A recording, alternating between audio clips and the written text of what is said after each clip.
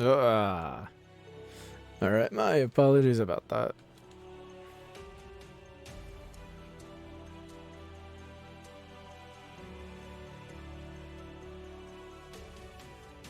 I don't know why, but this song has been making me feel conflicted. But hello there, Danny boy.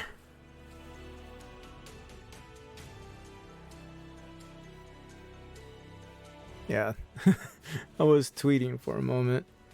I had to make sure that I tweeted, you know?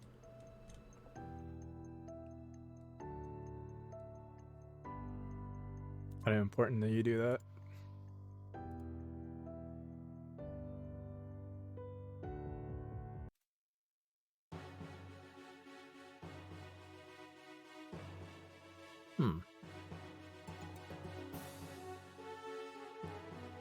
I'm not a fan of this song.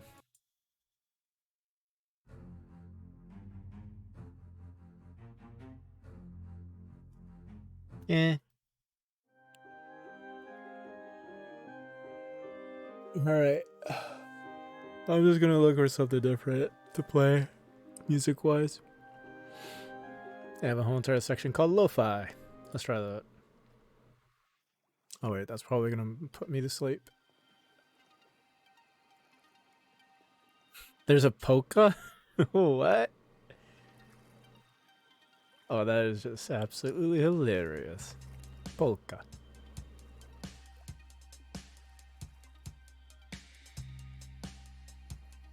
In a writer, I'm looking for somebody who brings everything to the table.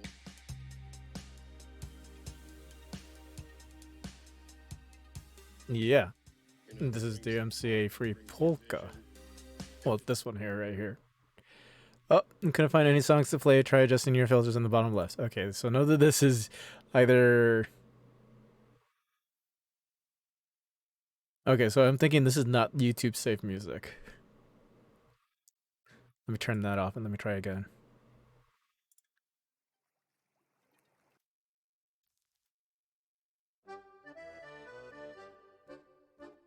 Okay, so apparently this is not YouTube safe music.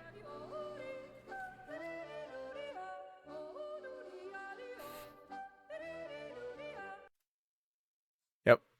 It looks like none of the polka songs are YouTube safe. Yeah, fuck that. Yeah, there's been some interesting not DMCA, but there's been some interesting claims lately that's been going on YouTube. And when it comes to like playing music off of from Pretzel Rocks, which is actually kind of hilarious, but like absolutely terrible.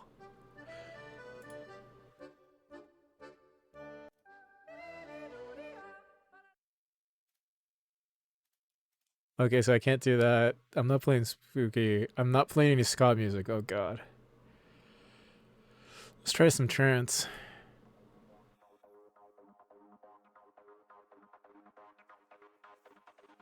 I was talking to someone the other day about like trying not ska music, and by golly gee, I was just like, someone help me.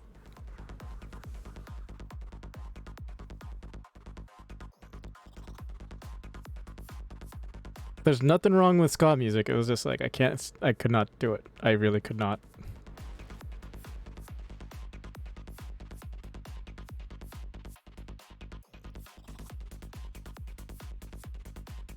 Alright, so they're in the lobby now.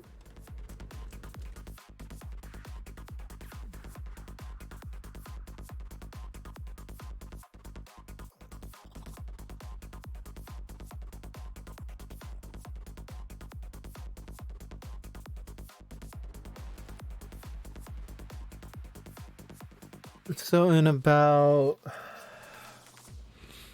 3 minutes from when they launch, we'll be able to go ahead and be able to watch the game.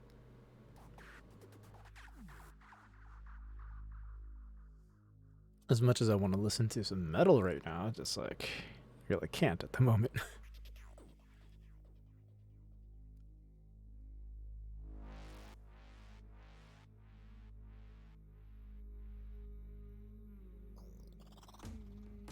I tried doing hard dance, but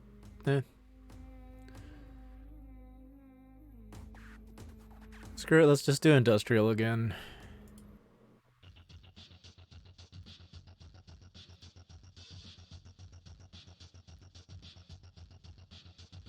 Yeah.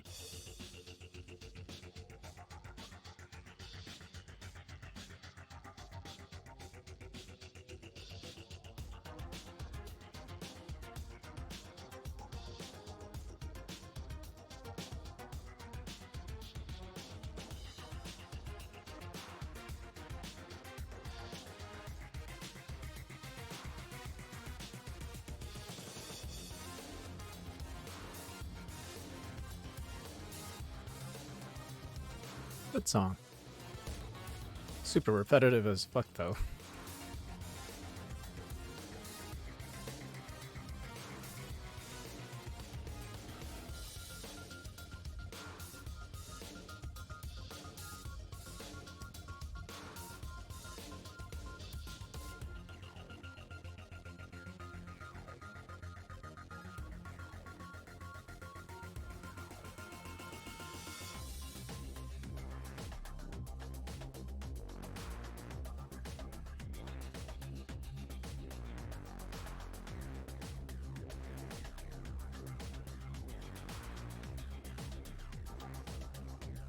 A few more minutes, we'll be able to see what's going on.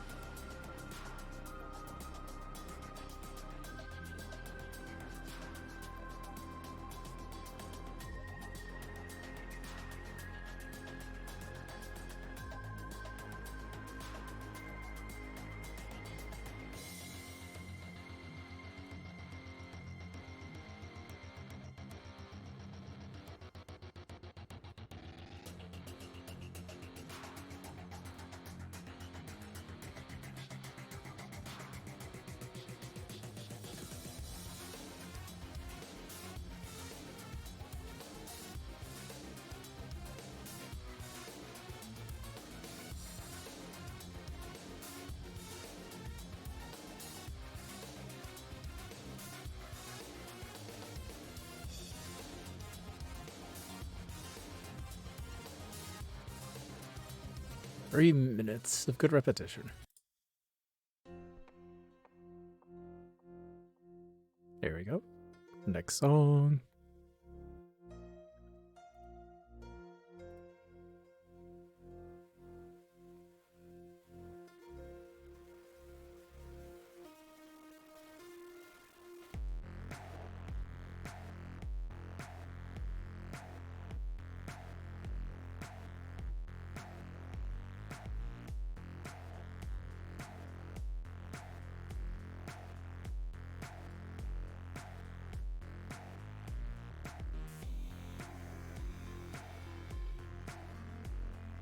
Really enjoy some industrial music from time to time.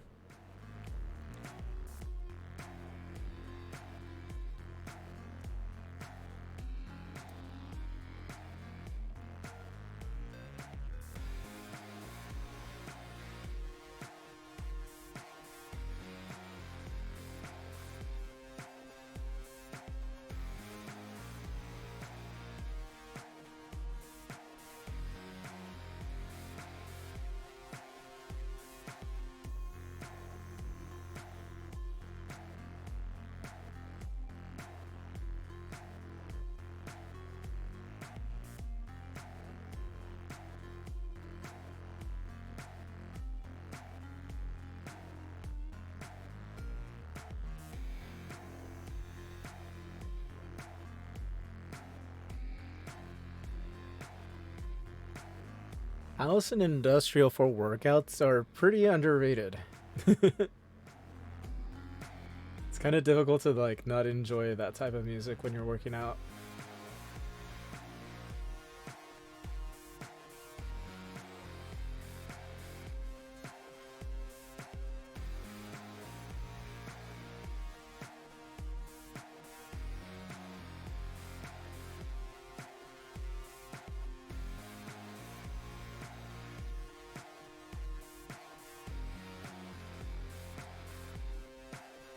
Okie dokie. So I did see them load up into the game, so a few more minutes and we should be able to see the draft. Until then, we just have to keep chilling and relaxing. You know, patiently waiting for like the past 15 minutes or so. But, you know, I started 15 minutes ahead. It kind of makes sense. A few more minutes here and there, you know.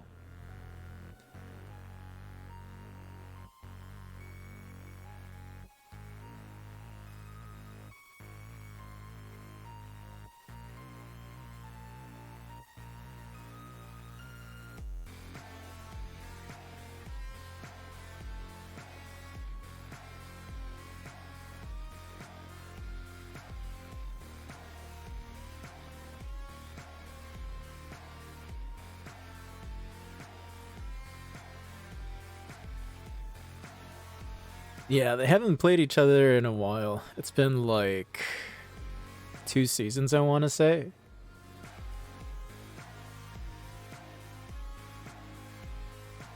Because I don't. Well, actually, no, they didn't play each other since like playoffs.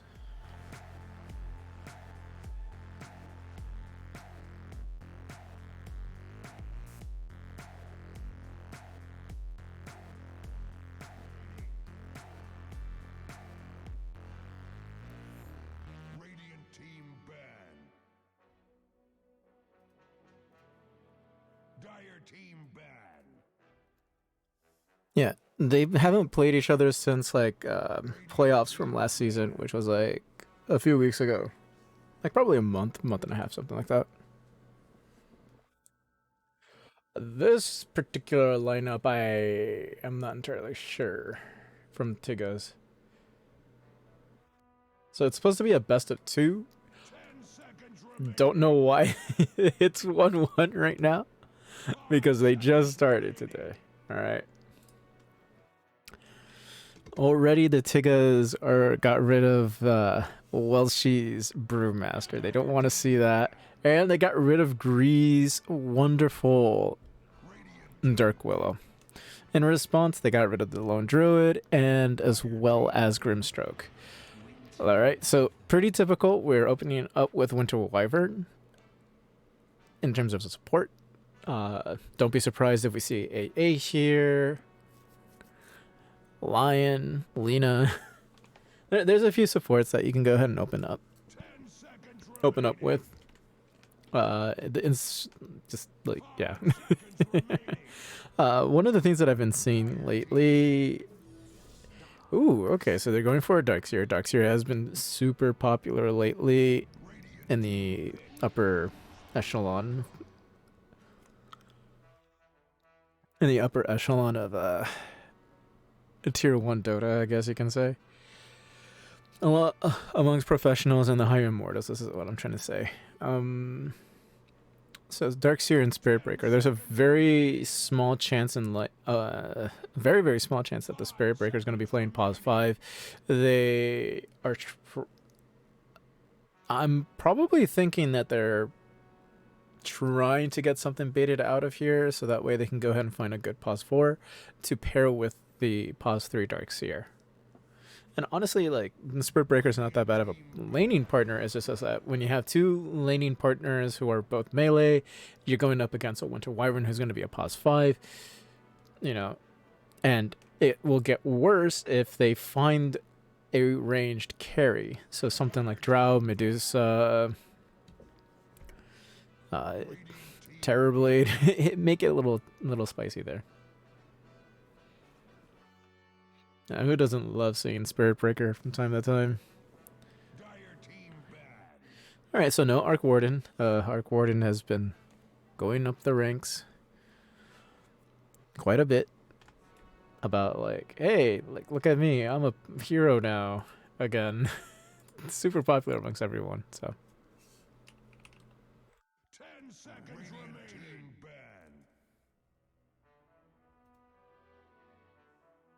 ban. da da da da.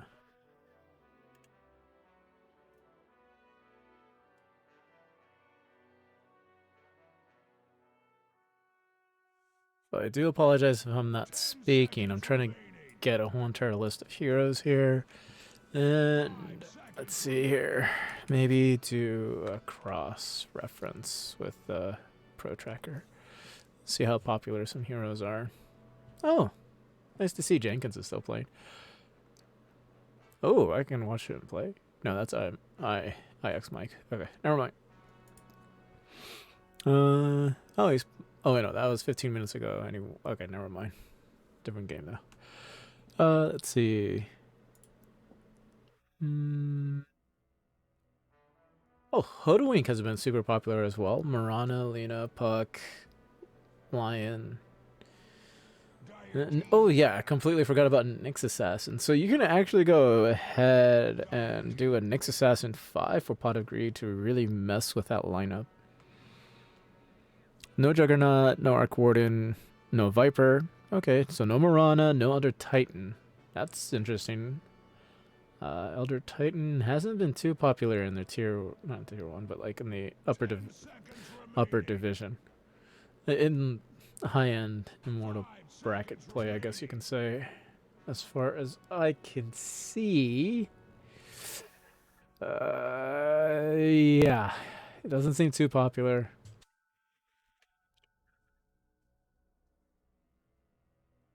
At least on Dota 2. Yeah, on the Dota 2 Pro Tracker, it's not too popular, but like... So here's the crazy thing, right? When you're playing with high immortals and everything, and tracking their stats and so forth, it says one thing, right? But when you take a look at the overall meta from a whole bunch of different other people, it just doesn't kind of match, you know? Which is really hilarious. Because like Arc Warden has been super popular in the meta for a lot, and I mean a lot of games, which is really odd and interesting to see. It kind of feels like a lot of the Immortal players are like, I don't really want to do this. I don't want to play Arc Warden. I want to stick with Morphlane. I want to stick with this. I want to stick with that. 10 seconds remaining. 5 Mm, seconds remaining. so, okay, so Lion's going to most likely be the pos 5. Spirit Breaker going to be the pos 3. If it's pos 4, with the pos 3 Darkseer. Alrighty, so there's a Luna Winter Wyvern combination in the safe lane from the looks of things. Dragon Knight is going to most likely be on the off lane. And you can go ahead and actually throw Dragon Knight all by himself and have an aggro try to go ahead and secure farm for the Luna. When you take a look at Darkseer and Spirit Breaker as a lane together, it doesn't look all that great. And we're going to be seeing a Bijak Honeydew Drought Ranger from the looks of things, and that leaves Kiki being the mid player for Pot of Greed to go ahead and try to communicate with his teammates about like what kind of mid he wants to go ahead and grab, knowing that Drow Ranger is mainly primarily a defensive hero in the early game. You probably want to go ahead and grab a mid hero that can go ahead and do a lot of punish on rotations. So Storm Spirit's actually a great choice here if you want to go down that route, which funny enough, can be very useful against a Wind Ranger. Puck is the more ideal one, in my opinion, mainly for the coil. He fits the meta a lot better than Storm Spirit when you're also taking a look at other mid-heroes that you can go ahead and try to pull off. Queen of Pain seems to be fitting the bill there. You got Invoker. It's not the greatest. Like Invoker fits well with this lineup, but at the same time, it's kind of like, TA definitely needed to be banned out. I don't feel that a TA would do well I mean, like, this is like the crazy thing, right? Like, 5 seconds remaining. there's like a good amount of options, but at the same time, they're going to be pretty terrible because like you got Winter Wyvern who's going to have the Cold Embrace, so you're going to need a lot of burst. But to deal with the burst, and especially on Winter Wyvern and then on jump, you know, you need someone who can go ahead and have like a built-in silence. That's why I was thinking Storm Spirit, who can build an Orchid right away. You have Nature's Prophet, who can build into an Orchid, who is actually not that bad of a mid hero themselves. You got Puck, who has the natural silence as well, who would be definitely, you know, like I'm saying, and no Puck. Okay, never mind. What am I talking about? They may go for a mid deuce, I guess. I don't know. I have no idea. Lena is definitely a hero that you can possibly do that can build into an Orchid, but you also have to sort of probably rush into a Yules and maybe an Aghanim Scepter just so you can get through that BKB. You know, it's interesting to see. Because there's a lot of disable on just Lion alone. Spirit Breaker is not like a guaranteed. You do have a silence on Drow Ranger, so one good silence against this team, and if they don't have either a Manta or BKB or something to go ahead and purge it off, there's going to be a lot of problems. So Tiggaz is going to go ahead and grab themselves on Lena, who's going to be very, very punishing if you go ahead and leave her all alone. Not to mention, you take a look at the amount of control Tiggaz has. You have the Dragon Knight, you have a counter initiation in Winter Wyvern. Luna doesn't need to worry too much about stuns because she has a Wind Ranger as well as a Lena. There's a lot of magical damage coming here, coming out from Tiggaz. They can burst down almost anyone on the Pot of Greed side. They can burst Drow Ranger if they wanted to. They can actually try to go ahead and burst through Darkseer if they could. Maybe it needs a little bit of extra work there, given how Darkseer naturally turns into a big tanky monster eventually. Very durable. Spirit Breaker needs a few items before that can happen. Lion, you know, it's like he's paper.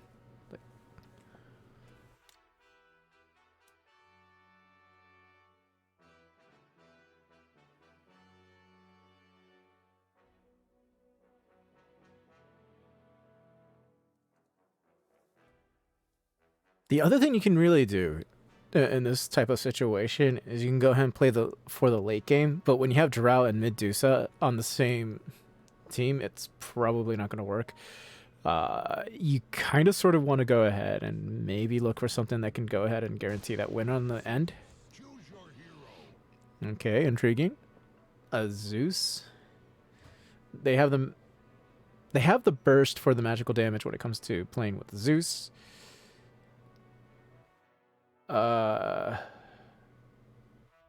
Okay. I'm a little okay. Okay, just to be fair to me, Pot of Greed did get a new player in Kiki, who is not Rob Boss. Rob Boss is a dedicated mid player. Kiki last week was pretty much showing that, hey, I am a mid player. And now we're seeing VJack Honeydew on Zeus. So there might be a positional switch up here. So Kiki will probably be the 1. VJack Honeydew playing the 2. Naya on the 5. Welshi predictably on the 3. Which means Gree will be on the pause for Spirit Breaker. Looking at Tiggaz, like I explained already, I think Elias of Sunwillow and HMS will be together in lane as safe lane. Mr. Henke, I believe, will be the mid player, which leaves Tito and YB together in the off lane. At least that's my indication from what I'm seeing. And I don't know if that's going to hold true, but we will see soon.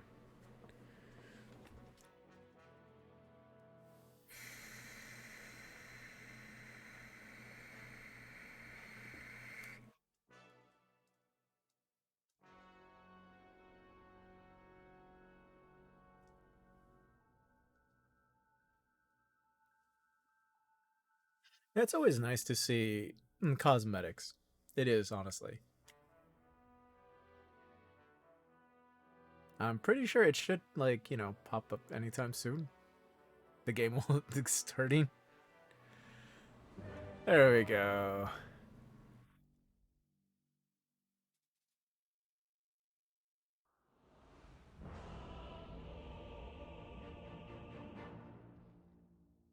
Got that slow-mo action. Everyone's happy.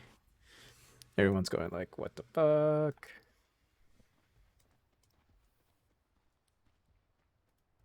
Prepare for battle!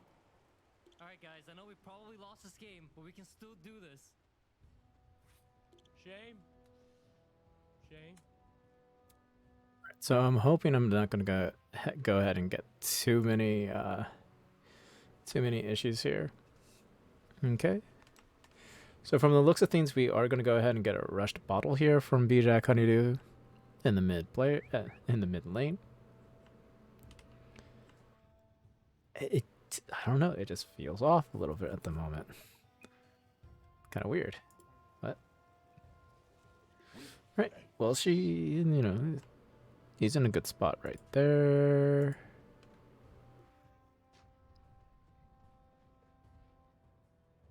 Seconds to Oh, I battle. completely forgot. Pot of Greed has a new flag. Kind of crazy. Like my indication right now is like everything's going at 100 and something. But anyways,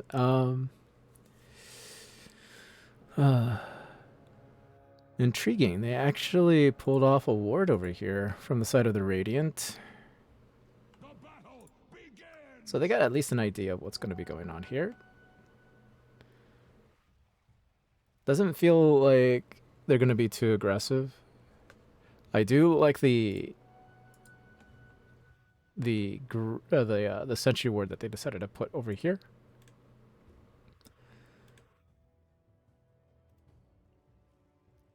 They do have a sentry ward on the Wind Ranger, so we got to keep an eye on YB to go ahead and just drop something over here in the meantime. It's going to be kind of like a game of cat and mouse, so to speak. They have to figure out what they need to do to go ahead and protect this particular camp if they want to go ahead and contest this, because you need to draw the Drow Ranger away from the tower. Because you can't do much under the tower for a Drow Ranger, especially when she's sitting in front of it, which gives her more armor, more health regen. You have a DK that is probably rushing a Soul Ring, which means a heavy investment into his Q of the Breath and Breathe Fire. Excuse me, sorry, my apologies. Like, no, I don't think any stun will be coming out. So if I was to garner, I guess I'm thinking probably 2-1-2 for the Dragon Knights build. Probably 2-2-1. Let's see here. 2.6, 3.2. They might actually pull out a 3-1-1. The 100-point damage is... I think that stun is going to be a lot more valuable. 3, and then 2.75, another... so 3 and 3. Yeah, I think they really probably want to go ahead and invest doing a 3-1-1 build onto Wind Ranger more than anything else, giving like a 2-1-2 on Dragon Knight, who has like a 2.5 second stun already to begin with, so I feel like that will help them out a lot better. And Kiki playing out in the open. Alright. They're going to go ahead and try to manipulate the lane in their favor. Okay, out comes the charge. They see Tito. Okay, Frostair's landing. They're probably trying to get... This is when Dragon Knight's like the most vulnerable. And there you go with the first blood from Pot of Greed. They always have a good little game plan when they're like, okay, we need Kiki to have a good start. So this is what they are doing, which is great. And given that YB does not have any points in Wind Run, They're going to get an easy second blood here. But they can even turn around and try to go for Dragon Knight as well if they wanted to. He is still level 1. They got Kiki to level 2. They're going to go ahead and try to stay out of range for the experience points. So that way Kiki can go ahead and, have a good lane.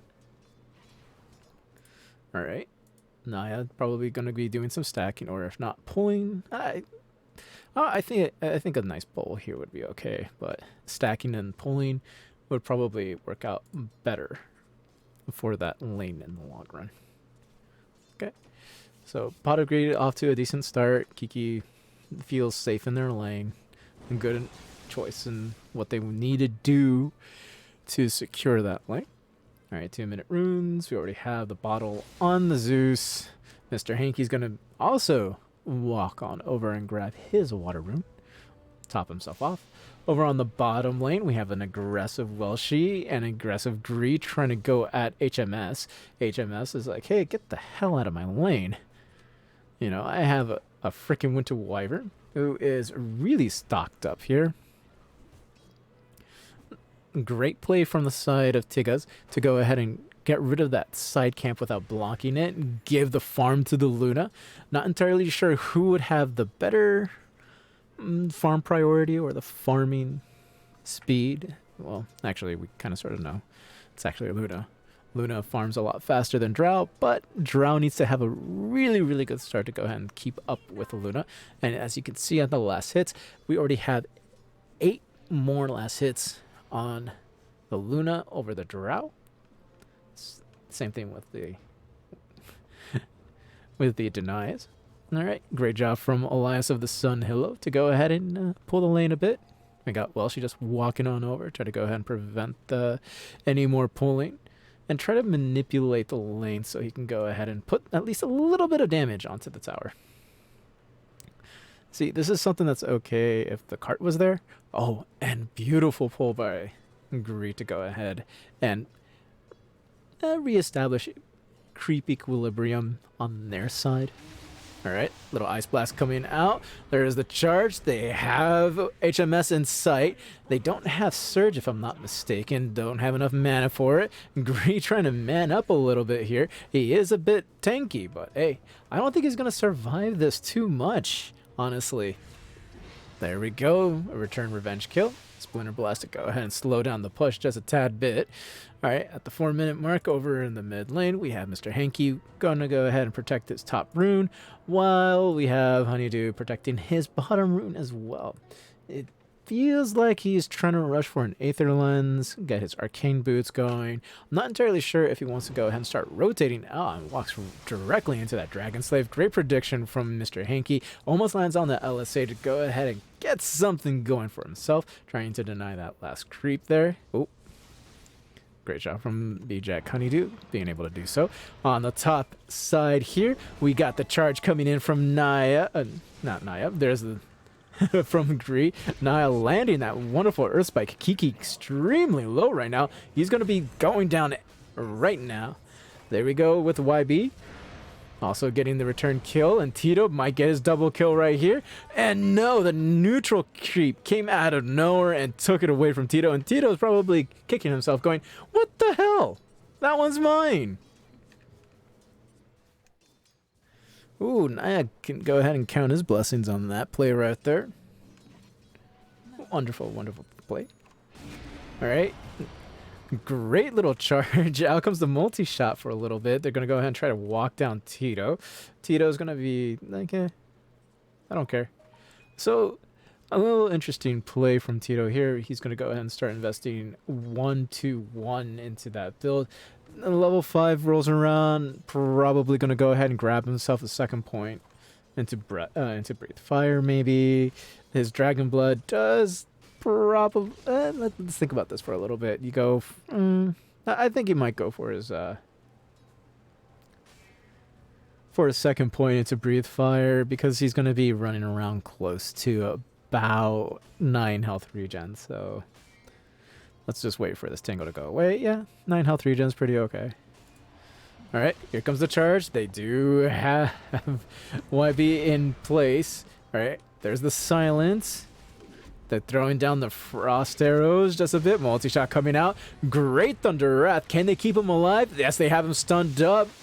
All right, can they go ahead and do anything about this? Tito trying to run away. Still not level 5, but he's going to go ahead and...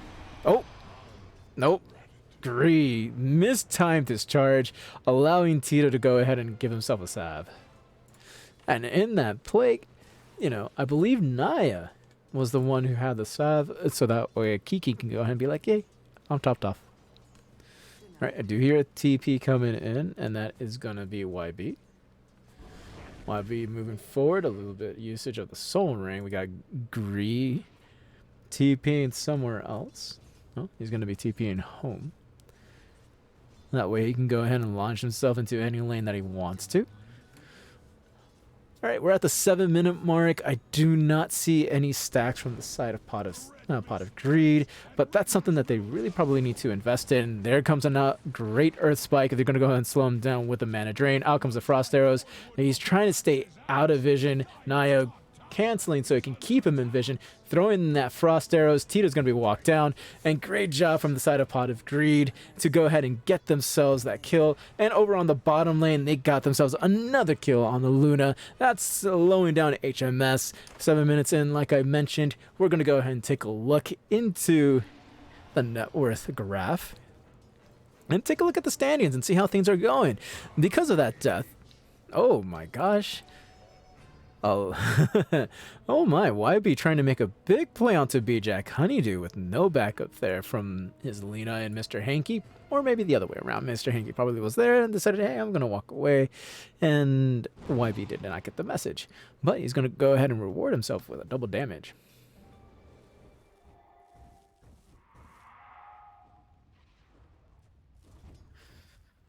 Alrighty, so...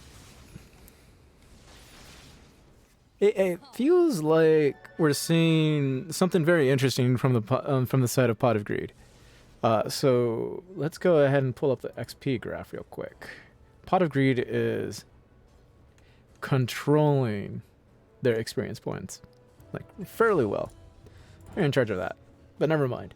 HMS got himself his return kill with a little bit of help from YB and Elias of the Sunhillow. Okay, they're going to go ahead and smoke themselves up. They drop down a sentry just to make sure that they weren't under vision. They're wrapping around on this bottom lane here. Naya breaking the smoke. They're going to go ahead and drop an observer ward. Great shackles. Out comes the power shot. And nothing to follow up yet. Maybe a small little miscommunication with the Luna saying, hey, come over and help. But knowing that, you know, the Eclipse is down. Oh, Thunder God's Wrath right there over on the top lane. Kiki surviving the whole entire gank away from Tito. This lane's starting to look pretty good for Kiki. So given how Kiki... Oh, my, a little bit forward, and that Splinter Blast would have been really bad news. So given how Kiki's lane has been going, does have the Possessed Mask as a neutral item, almost there with the Dragonlance. I honestly feel like rotating into the jungle is probably her best bet at this point, and just really start farming away. Just start farming away. You need to grab those neutrals right off the bat, because like from the side, they only have one neutral. And they were very fortunate to grab a Possessed Mask as the very first neutral. You know, I would like to see Kiki to go ahead and start rotating through the jungle this way into the triangle and really help push out that bottom lane, you know. Because that's something that, at this point in the stage of the game, is something that you can go ahead and really, really be helpful for your own team. You don't need Dragonlance to do it, but the sooner you do this, the better it is. Ooh, Broom Handle. Okay, because we're starting to see Luna to go ahead and start rotating into her own jungle. She got her Mask of Madness now. She didn't need it innately to go ahead and start jungling because she already had a Morbid Mask to begin with. Having a Mask of Madness just helps speed up the farming session. And as you can see, that's like about 3 different stacks, right? No, about 2 stacks, more or less, for her. And they're probably trying to Oh, They're trying to go ahead and block that camp right there. She is set up. There's the Finger of Death. Down goes the... And now comes the Eclipse for the counter gank. The Splinter Blast doing its damage to follow up. And there is the Winter's Curse. Can they kill Welshi? They're able to do so. And Gree as well. Naya going to go ahead and TP on out and doesn't want to deal with this no more. The Dragon Lance will be on the Mind of Luna that's going to be built. She already has the Ogre Axe and is about 130 away from getting the Band of Elven Skin. So when you go ahead and take a look at the Drow Ranger, oh, Tito had his Sav canceled, but he can go ahead and hang around just a tad bit. YB went ahead and moved forward to go ahead and make sure that the Drow Ranger doesn't go ahead and move forward. But we do have Gree on the Spirit Breaker charging on in. Tito's starting to slowly regen up. So it's going to be very interesting to see how this whole entire game plan falls down, because we have the rotation coming in, and there is one, there is two spells. There's a multi-shot to go ahead and secure the kill. They're diving on YB, and B-Jack Honeydew went ahead and secured that kill. So a great rotation from B-Jack Honeydew, kicking it back over here on the side, followed in by Gree charging on in. And this top tower is pretty much up for grabs if they can go ahead and get rid of these creep waves as soon as possible. But from the side of Tiggaz, it feels like they want to go ahead and move in on this, especially with Tito TPing on in. They're going to go ahead and throw down one stun. There is two stuns for the LSA. The silence is out. They have her used up. The Winter's Curse landing, and Kiki killing his own teammate. Kiki trying to escape right now. And there is the charge from Greed. They miss on the LSA. Can they go ahead and stun her up? They're able to do so. And there is the Laguna Blade for the finish. There is the Earth Spike to keep him in place. But he's also not Winter's Curse, Golden Embrace. And he's going to heal up relatively well, especially under tower. Shackle did land. Power Shot did miss, though. Man. Oh. Again, like, that tower was open up, but they probably needed all 5 teammates to go ahead and take care of it. But from the looks of things, Welshi played up forward and went ahead and took care of the whole entire bottom lane, more or less. And when it comes to the, I guess I coined another term. I guess the lane equilibrium or the lane. Anyways, so it feels like from the side of the Dire, they're pushing and aggressively shoving this lane in, so that way Welshi can go ahead and start rotating in and around the bottom lane. All right, here we go. TPing up top. We got Gree charging on forward. The Shackle Shot landing on 2. They're going to throw down the Earth Spike. They grab the Dragon Knight, but he's not cursed up. He's cold embraced, whatever. And they're just trying to unleash everything, and they're able to do so. Oh, and the Power Shot doesn't land, but Gree barely survives. We have a very hasted Lena, who's going to drop the LSA and land on it while Gree was trying to TP on out, and they're trying to move all over the place, manipulating this whole entire jungle area. And I do hope that Kiki is nowhere near this area. She isn't, and she's over on the bottom side of the map. And oh no, HMS was able to find the stack, and now he's just stealing everything. But man, Naya tried to come on over and try to protect the stack as well, see if they could catch HMS out in time, and they're unable to do so. But that still means they have a regular camp of Ancients. Yeah, 15 minutes in, Bounty Runes are going to be spawning up relatively soon, and there they are. All right, so just looking at net worth, they need to find a way to get Kiki a little bit further up on this. So I feel that Pot of Greed should be owning this whole entire area of the map if they want to go ahead and really own the rest of this map. Another good way of doing this, honestly, would be smoking up probably back here inside the triangle, move forward over in this area, and just start challenging directly for the mid tower. Because right now we have Tito just unloading right here. HMS is right there. They have no Glyph. Glyph is back available again. They're moving forward. They want to go ahead and take this team fight right now. They're throwing they're just going to go ahead and start throwing out spell after spell after spell right now. Tito with the control. Let's say landing, but the Thunder God's Wrath taking out the Wind Ranger. Kiki's right there trying to get rid of Elias of Sunhillow, but HMS using the Eclipse almost got Gree, but they want to get ahead and got Elias. Here comes the charge. Gree's moving on in, goes past Tito. He gets used up just a tad bit. Can they land LSA on 2? Yes, they're able to go ahead and do so.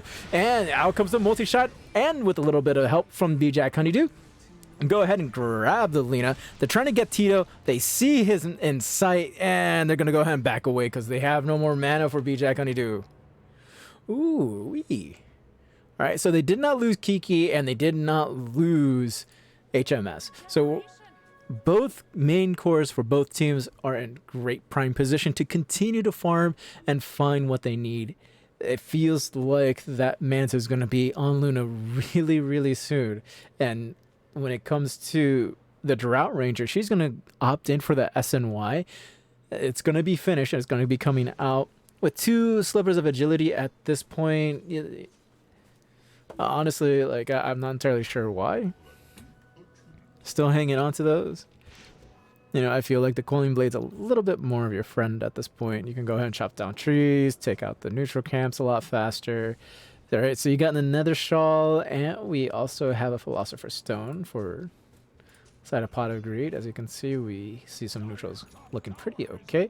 And if we swap over to the Pot of Greed side, they look all right too. All right. Kiki, oh, got themselves at the same time. We got a Van Brace and we got an Imp Claw. Ooh. Kiki, come on. There we go. All right, as you can see on the top lane here, we got Mr. Hanky trying to get rid of this damn upper tower. Used up Gree, but they go ahead and vacuum Mr. Hanky back. The great darkness there from Gree being able to go ahead and move. Oh, gosh, that Winter's Curse. They're landing the LSA, the multi-shot coming out. There's the silence. Not in time, but that was landing perfectly to go ahead and get rid of Mr. Hanky off the board. And damn, well, she must be a little upset right now. Given how his lane went, it made sense as to why he went ahead and grabbed himself a Vanguard. But when it comes down to the overall game of things, I really feel that maybe Hood of Defiance would have been a better choice for this game. Given you got the Luna, you got the Lina, you got you got the Winter Wyvern, and you also got the Wind Ranger as well. All right. But the Wind Ranger is kind of like a good balance between magic and physical damage, and because of Focus Fire, the Power Shot, kind of, you know, it does its thing. So probably could have survived if he had Hood of Defiance there, maybe.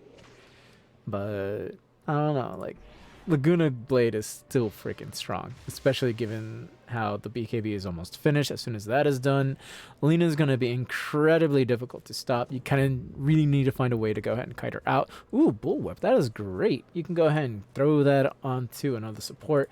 Like, say, this one right here, Spirit Breaker. Spirit Breaker, I think, would be an excellent choice because his Charge of Darkness with his Bulldoze, it makes it really, really difficult to stop him. Gosh, I was trying to remember Nether Strike. Oh, Kiki's going to be in a lot of trouble. They are smoked up. They're trying to find him in the jungle. They barely missed him. And Kiki throwing out the multi-shot right there. Get rid of the lane. Try to get the lane pressure in their favor. Huh. Like, losing mid is a lot. Oh, my. They know they're over there now. That Dire Scan is really helping. Knowing that they see this, they're going to go ahead and take good advantage of this and probably pressure this bottom lane altogether as 4. Instead, they're going to go ahead and smoke up, probably aiming to go ahead and try to do a cut through in the back. A little difficult to do, given that the mid tower is still up. And they broke their own smoke running into the range of the tower. So they're just like, okay, now we know we messed up there. Oh, another broke in smoke. Okay, so the first tower on the top lane is broken.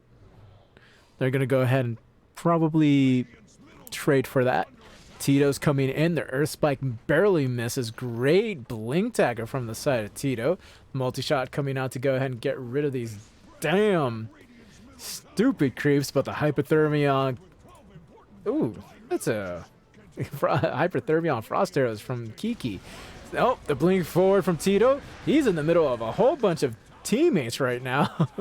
And oh man, the Winter's Curse lands. Out comes the Eclipse. No BKB. Great vacuum. Oh my gosh, nothing landing onto Kiki. And Kiki's just going to go ahead and just take out the Dragon Knight. But great job from the Lina there. Mr. Hanky getting rid of her and the Dragon Slave. Oh, there's a Charger of Darkness onto HMS. Trying to go ahead and whittle him down a little bit. Ah, thanks to Illusion. And there's the Finger of Death to finish the job. They got rid of the biggest threat on the board for the side of Pot of Greed. All they lost was Kiki, and Kiki's kind of very important for them. But Mr. Hanky trying to get rid of Pot of Greed out of their jungle right now, trying to throw out those Dragon Slaves. There's a power shot from YB as well, trying to stop what seems like a push at the moment, because they do have a Cardi, they do have a Luna Illusions. Oh, never mind, that's gone. Oh, there's a charge somewhere, but it doesn't feel like they're going to go ahead and land on Mr. Hanky. Mr. Hanky does have a boost of travel, does have the BKB, so no charge on it used yet. Right, so when we're looking at this net worth graph and everything, well, not graph, but net worth standings, all right, it is more or less great to see Pot of Greed being really, really in this game. Zeus falling off like hard against the Lina, because Lina's just making plays right now. Mr. Hanky, he's just like doing his thing. Okay. He has a BKB. He's a whole entire like 2.7-ish up on Zeus. And Zeus just got himself an Aghanim Scepter. This is going to be super annoying for team fights when it comes to the Tiggaz. Like, you don't want to see that. Okay. But this is the thing that I'm telling you that you have to worry about. You're only 2k-ish behind 1.6-ish. Behind the Luna if you're Kiki, and right now it's all about making sure you get that next big item that you need. And we're looking at a Lincoln Sphere. Oh, that's not too bad of a choice. Single target spell. Okay. Probably prefer maybe a BKB. Okay, they're gonna go ahead and do another strike there. They have him Earth Spiked in the air. They're trying to do the mana drain. Out comes the Thunderbolt from Zeus. He has very little and nothing to show for. There's the vacuum. They're going to land the LSA. The BKB is being used to go ahead and keep himself in play. While she is trying to run away, the silence from Kiki doesn't land onto the Winter Wyvern, but they're going to do nothing once more. All right, the BKB is gone. So if Pot of Greed wants to go ahead and re-engage on this one more time, they're able to go ahead and do so. It doesn't feel like that's going to be the case. We do see Kiki moving towards the mid lane, get rid of these creeps using the multi-shot, probably move over and start farming in this direction from the looks of things for, you know, the farming cycle that he wants to do. And they're trying to read his movements. All right, they're trying to move forward. Great move. They're going to go ahead and unleash the Eclipse onto that. There's a silence. They're trying to surge him out, and can he barely live? Yes, he is going to be barely living right there.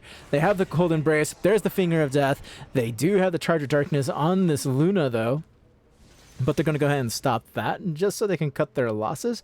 Well, not cut their losses, but more along the lines of let's go ahead and not overextend ourselves a bit. They're going to go ahead and instead smoke up, go into the jungle themselves, see if they can catch anybody else out there. They do see the HMS has the illusion, so they have a feeling of where they can find her. All right. Oh, my. The illusions were able to go ahead and spot out Welshie, I guess, from the looks of things, because, you know, YB immediately ran away from that whole entire situation, broke the smoke, was like, oh no, screw this, I'm out. So I guess he got a glimpse of it. So they figured that they had the an observer ward up there, but I think it was a broken smoke and got a glimpse of Welshie there, and they're like, okay, not dealing with this shit. Okay, so we see, you know, we do see the HMS starting to slowly build that lead a little bit more, little by little. You know, Kiki trying to keep up. Let's say here 900, 825, 1700 with another 2500. So he's not that far from finishing the Lincoln Sphere. Okay. Oh, probably no. It's 2600. My bad. 2600-ish. You know, I do like the choice that B-Jack Honeydew went with. He went for the Aghanim Scepter, and this will go ahead and disrupt in zone fights according to where they want things to happen. So it's going to be very, very helpful from this point forward. All right. And then go ahead and take a look at the Roshan, on the other hand. We're 26 minutes in, and this is the first Roshan. HMS is probably going to be the benefactor of this. If not, yep. So we got the first Aegis, and the second one's going to be coming up in about roughly 8 minutes plus whatever random time it's going to be for the counter there.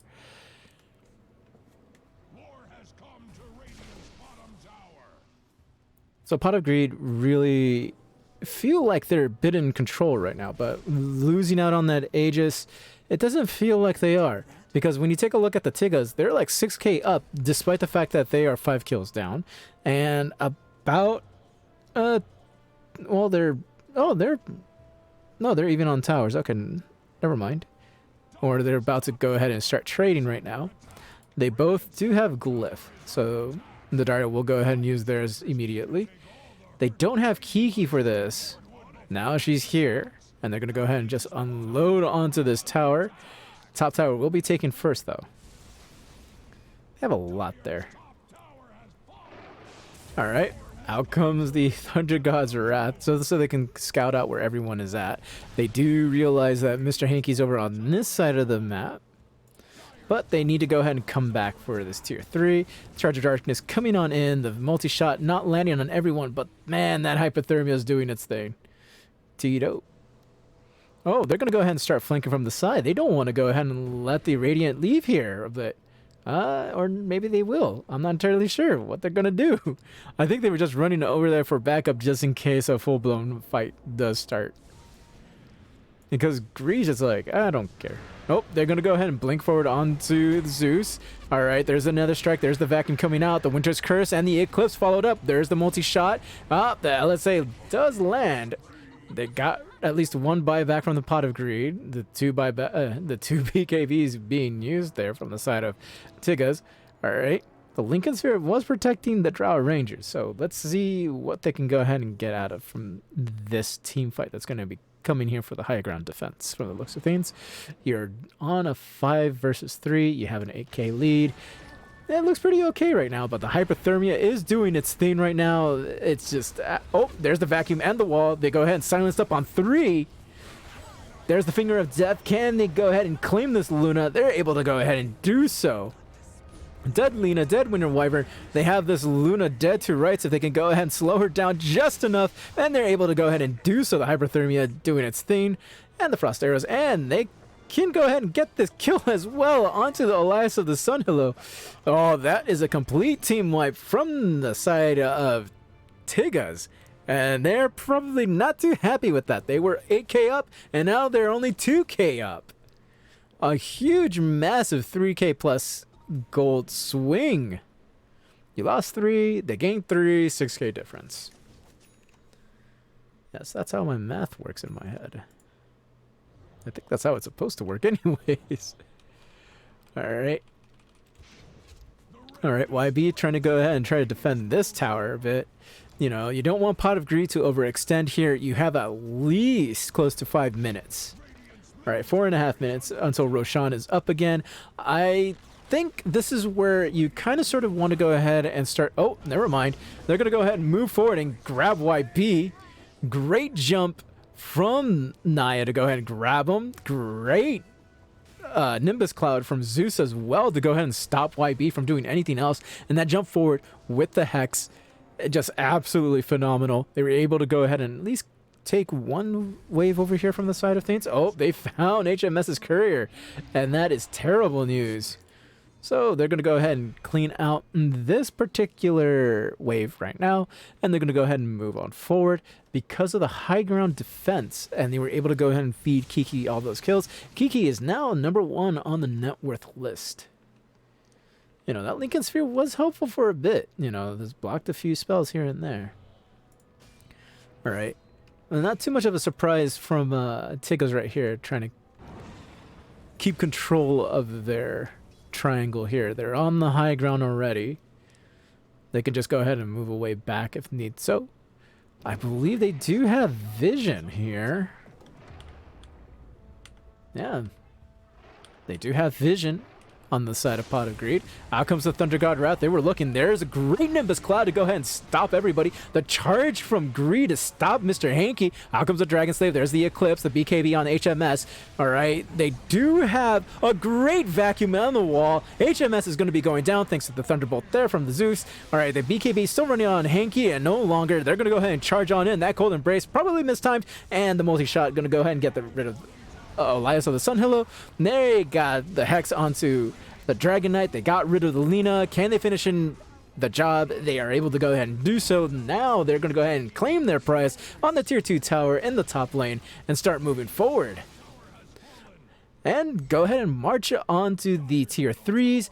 And B-Jack Honeydew is going to go ahead and TP on to the other side of the map to go ahead and start pushing down the bottom lane here. We do have 2 buybacks available for the side of Tiggaz, and honestly, like, this is kind of where you sort of need to make that call of, do we go ahead and buy back in? The Winter Wyvern's up. She does not have her Winter's Curse for another 20 some odd seconds. Can you defend this is the real question if you buy back in. They're deciding no at the moment, and they're just going to go ahead and sacrifice the top lane.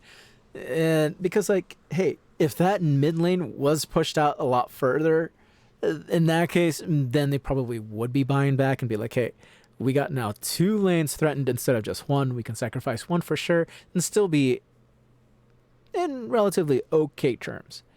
So what went from an 8k lead now became a 8k deficit, which is now a 16k swing.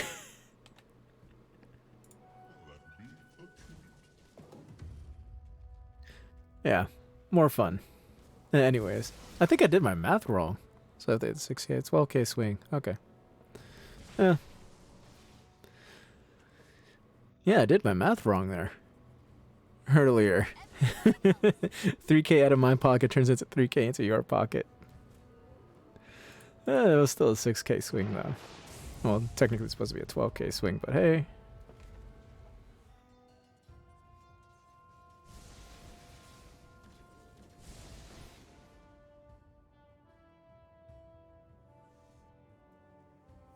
Oh my. I mean, Tiggaz were pretty in control for a good portion of the game. Like, the opening sequence felt like Pot of Greed was in control of it. Then the Tiggaz they clawed their way back in, started getting more control. They had their Luna in the prime position for most stuff, if not all of the game. And then all of a sudden, one bad engagement on the high ground, trying to get their tier towers on the side of... Oh, out comes a multi-shot. There's the Finger of Death. They have 2 of them vacuumed on each other, and they got them all controlled fairly well. Unless all 5 of them are there, not a good engagement for the side of Tiggaz. They got into a lot of trouble as soon as Naya just jumped forward, and there was Welshi as well, everybody else to follow. They're just like, oh crap. They had to disengage as fast as they possibly can. They tried. That Cold Embrace, I think, messed them up more than helping them. But, you know, honestly, I would have just Cold Embrace and be like, I'm out. Yeah, I know you're going to die. The Cold Embrace is to slow them down. All right, so this safe lane here for the side of Tiggaz is going to be really, really highly contested at the moment, at least for a defense for the high ground. But I don't know if that's going to be the case. You know, Kiki is just right there, you know, just like unleashing her fury. The blink forward, there's a vac and BKB being used. They got rid of the Wind Ranger. Buybacks are coming out. All right. The Luna just unloading everything, and they're able to go ahead and get rid of Gree. While all of that is happening, you know, the tier 3 is in a lot of trouble at the moment. Oh my, that That mana drain, it's doing its thing right there. Can they go ahead and smoke up and turn around? I think they feel like they're doing that because the jump forward, the blink, the Thunder God's Wrath, the Hex, the Earth Spike onto 2, the Hyperthermia, the Silence, and the Vacuum again! Come on! Can this man do? Well, they're just comboing things right one after the other. Oh, HMS is just all alone again. 4 down. This bottom lane is just going to be completely decimated. Instead, the Tigers are going to go ahead and just call GG. So game 1 goes to the side of Pot of Greed. So congratulations there. In the best of 2 series, you know, Pot of Greed is just like, hey, we did it. They turned this game around. So it was a wonderful job for the side of Pot of Greed to go ahead and do so. So it was fantastic.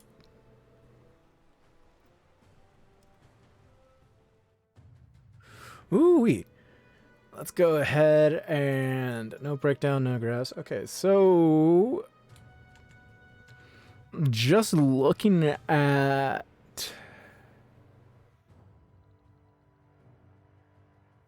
Hold on one second. Trying to see if they already queued up. Alright, so it kind of feels like they're going to be in the lobby in a few minutes.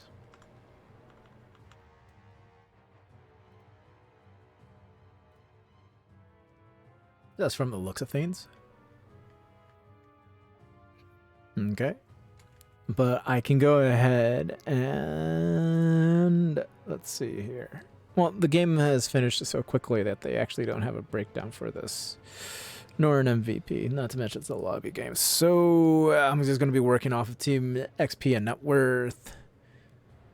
And just more or less take a look at how the graph was. Excuse me. When it comes to the experience, it kind of was leaning towards Pot of Greed. It was kind of going back and forth. But when it came to net worth and everything, it was definitely heavily favored on the side of Tiggaz. So remember that high ground defense that Pot of Greed did against Tiggaz, and Tiggaz went from like 8k down to like 2? Yeah. That right there was the defining moment of like, hey, everything went sideways for you guys. Not only did it go sideways for them once, it went sideways twice, and then a third time at the very end of the game, because that was just like a downward slope of like, hey, the winners are going to be this guys. You know, because they like Tiggaz was like building up a lead, and then all of a sudden it wasn't even a roller coaster. It was like, I'm going up, and then I decided to go ahead and just like U-turn back into the ground. You know, so that's how that went there. So that was just very unfortunate for the side of the Tiggaz, because like, hey, they had ample of time to go ahead and just take their time with the Aegis, figure out a good way of probing and trying to find the high ground, and a little bit of impatience got them. It got the better of them. Okay. So with that said, I'm just going to go ahead and just throw up some music so that way I can, you know, rest my voice a bit.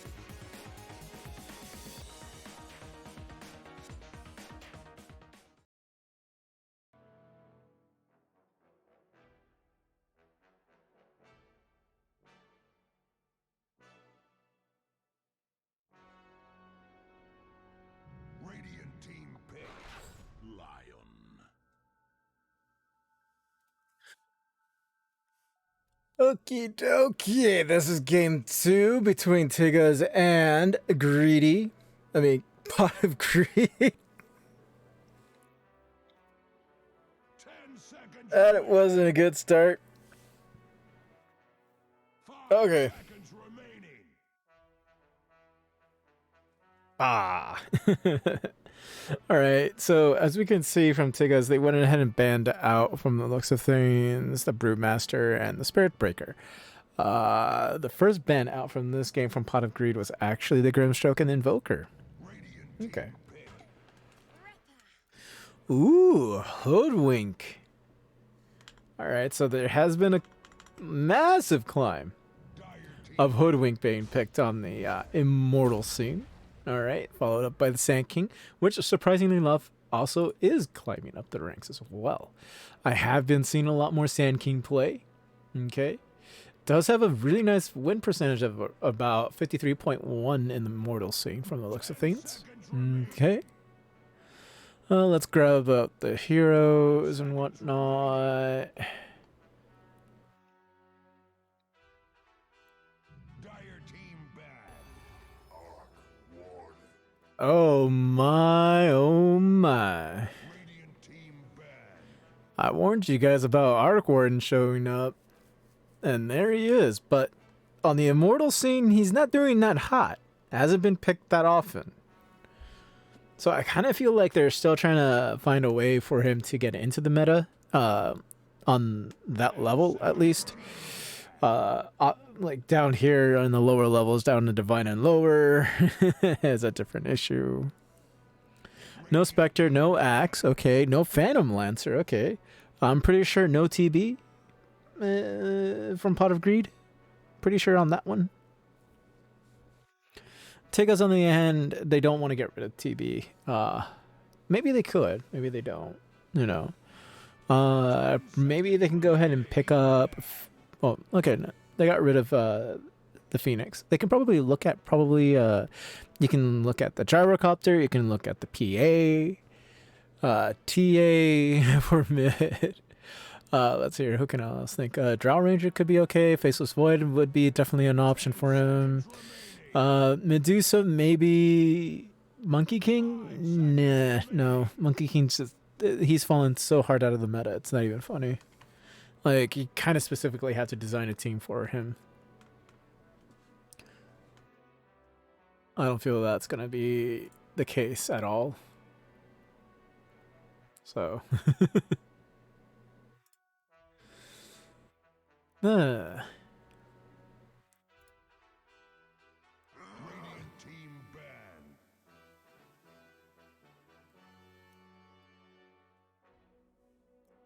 So they're not afraid of the TV just yet. They did get rid of the Faceless Void.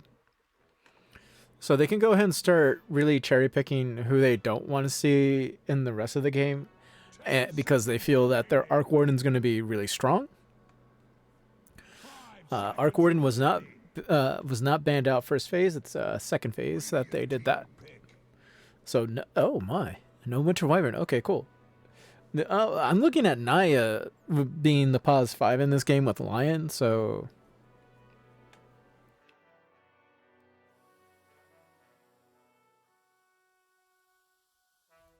10 seconds remaining.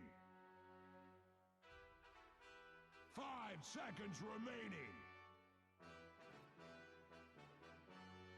not entirely sure why they would get rid of Winter Wyvern.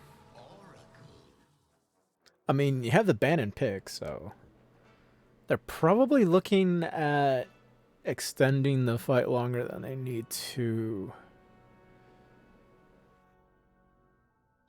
They already got rid of Spectre, so I think they really are going to go for PA here. You can go for PA or you can go for Gyro. So Oracle is going to be the 5, Hoodwink and Sand King are going to be in the off lane from the looks of things. Sand King being the 3, Hoodwink being the 4. So there's going to be maybe a bit of a lot of rotations, if not a massive amount of kill threat from the side of Tiggaz. So Arc Warden has to be very positioned in a good spot. You also have Underlord to worry about.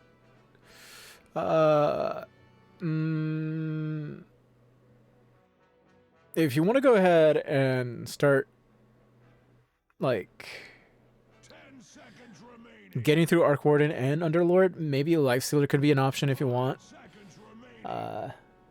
Yeah, you know, Lifestealer could be an option, honestly. Because they can do the Lifesteal bomb with Sand King. Great initiation, the bomb comes out. You can't react too well.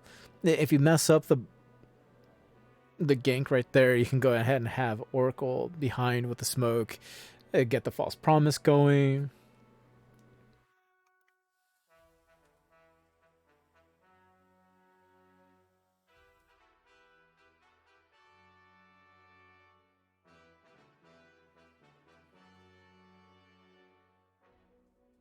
At least that's how I feel. I don't know how you guys feel. Dire team pick. Ooh, Fuzzy Wuzzy. Okay. Given the amount of time that's going to be given to you on the map, I feel like Battle Fury will be the trap. So you really want to go ahead and be aggressive and counter, not counter, but like oppose the pushing power of Arc Warden by building a Diffusal Blade and just like, you know, Dire team banned. just shove back.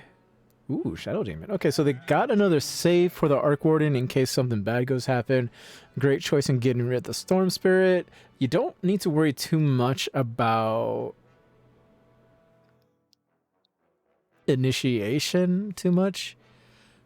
I feel like Magnus is the mid pick. Dire team banned. So no Luna. You have okay. So they really want to go ahead and cover their bases here. They don't want a Luna on the map as well with an Arc Warden. A super greedy lineup at that point. Honestly, I think Arc Warden would be the farm priority, and you just have Luna 10 seconds just shove waves with Underlord, Shadow Demon, and Lion together, and just shove them in while Arc Warden split pushes on the other side of the map, and then like give Arc Warden the farm priority. Roam together as four as a gank squad in the mid game. That's it.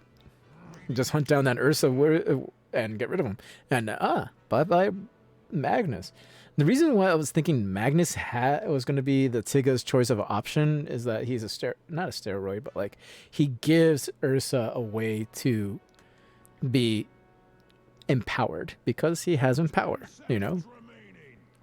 Giving Ursa empower is extremely fun. You give the Fuzzy Wuzzy a cleave, he gets to farm a lot faster. So it kind of feels like they want to make Tiggaz feel like they need to make a Battle Fury for Ursa, and Battle Fury in this patch has been incredibly difficult to make work. Very few heroes can actually do it. You got you have to really think about it this way. You need to make sure that if you're going to go ahead and get a Battle Fury hero, that they can go ahead and really, really farm and do the rotations great in the jungle. Fuzzy Wuzzy is one of those heroes, but he just doesn't seem to have the sustainability as, say, AM, okay, to do that. Funny enough, doesn't have the same sustain as PL to do that. But PL, you don't build Battle Fury on him anymore. You haven't built Battle Fury on PL for like the past decade from the looks of things, just from what everybody has been doing. Which makes me sad. I love that build too, back in the day.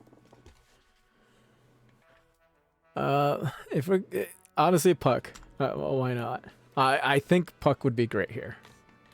I feel a Puck mid for Pot of Greed would go ahead and just absolutely ruin the Tiggaz, because you need someone to infiltrate that backline. Puck is a great choice for that. You infiltrate the backline, you're on top of the Oracle, you go ahead and drop Coil to go ahead and make sure you get that nice separation, either to go ahead and get together or everybody get away from where the Coil was dropped. You know, because like that Puck, once the Puck is there, it's just like, hey, hi.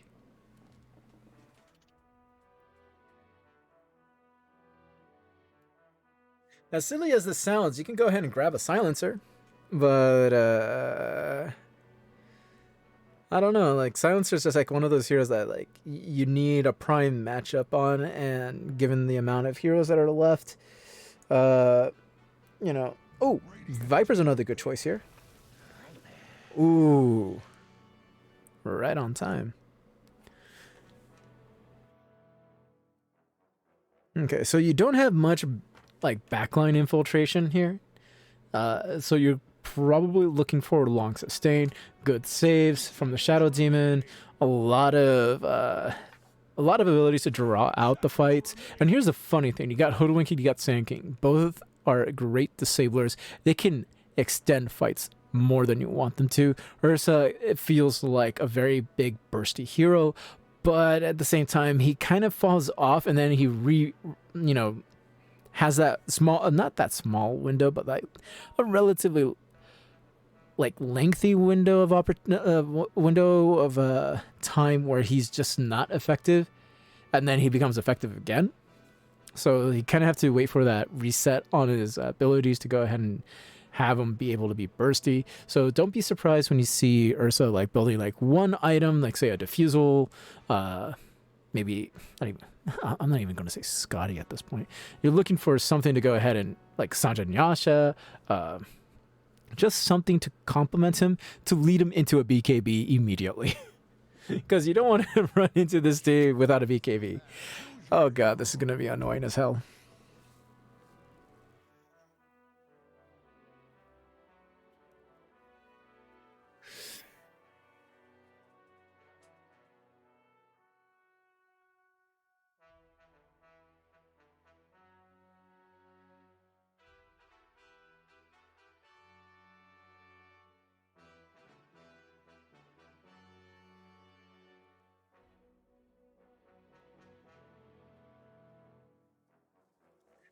Do you know how often I see Sniper?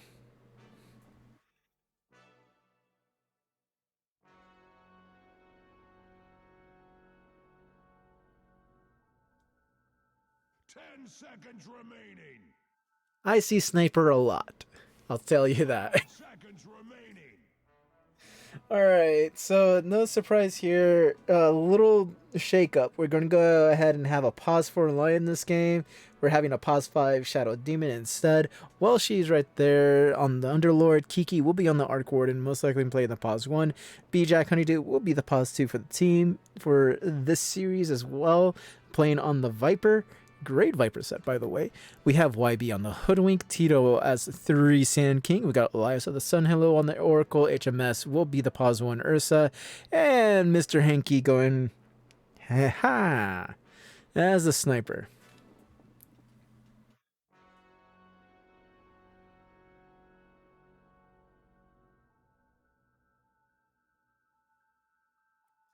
Mid Sniper, pause 1 Ursa. What can go incredibly wrong here, folks? You got like I said, you got 2 of the best disablers on the same team, or two of some of the best disablers. Okay, you got the Hoodwink, you got the Sand King. They can both draw off fights. You have an Oracle who can go ahead and help them sustain. There's the False Promise on the Ursa or anybody else to keep them alive, to really go ahead and draw out that fight and burst and like one target at a time if they want to. All right, from the side of Pot of Greed, you're more or less looking at this whole entire idea and be like, hey, this is no fun. All right, you got this is just like no fun, man. All right. So we already okay, so they're definitely going to be doing something not non-traditional or out of the left field, but this is definitely something that you can go ahead and be like, hey, what the hell? They're going to go ahead with an aggressive offline tri-lane from the looks of things. You do have Naya right there with Kiki. You also have Gree right there. B-Jack Honeydew for backup for the smoke that they want to go ahead and grab.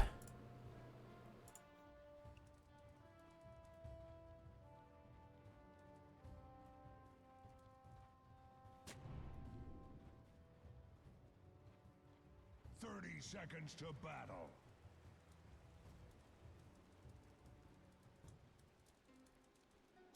They're smoked up. They're going through they're just sweeping on through the bottom side of the jungle, and they can't find anybody. And if I'm not mistaken, the same thing happened over here from the looks of things. You know, did they go ahead and already bought their smoke? Doesn't say anything. All right. And then, you know, while she's over here is like super hidden. It's like, I don't want to get caught out, man. You know, this is good.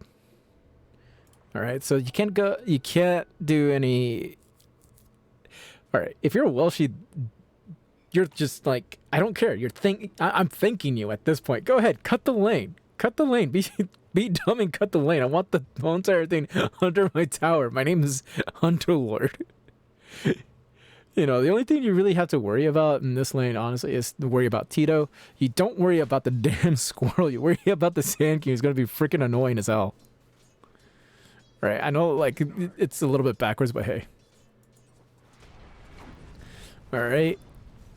Instead, they're going to go ahead and opt in by saying, YB, let's go to the bottom lane. We do not want HMS to be zoned out. And as you can tell already, he's already in a world of hurt. All right.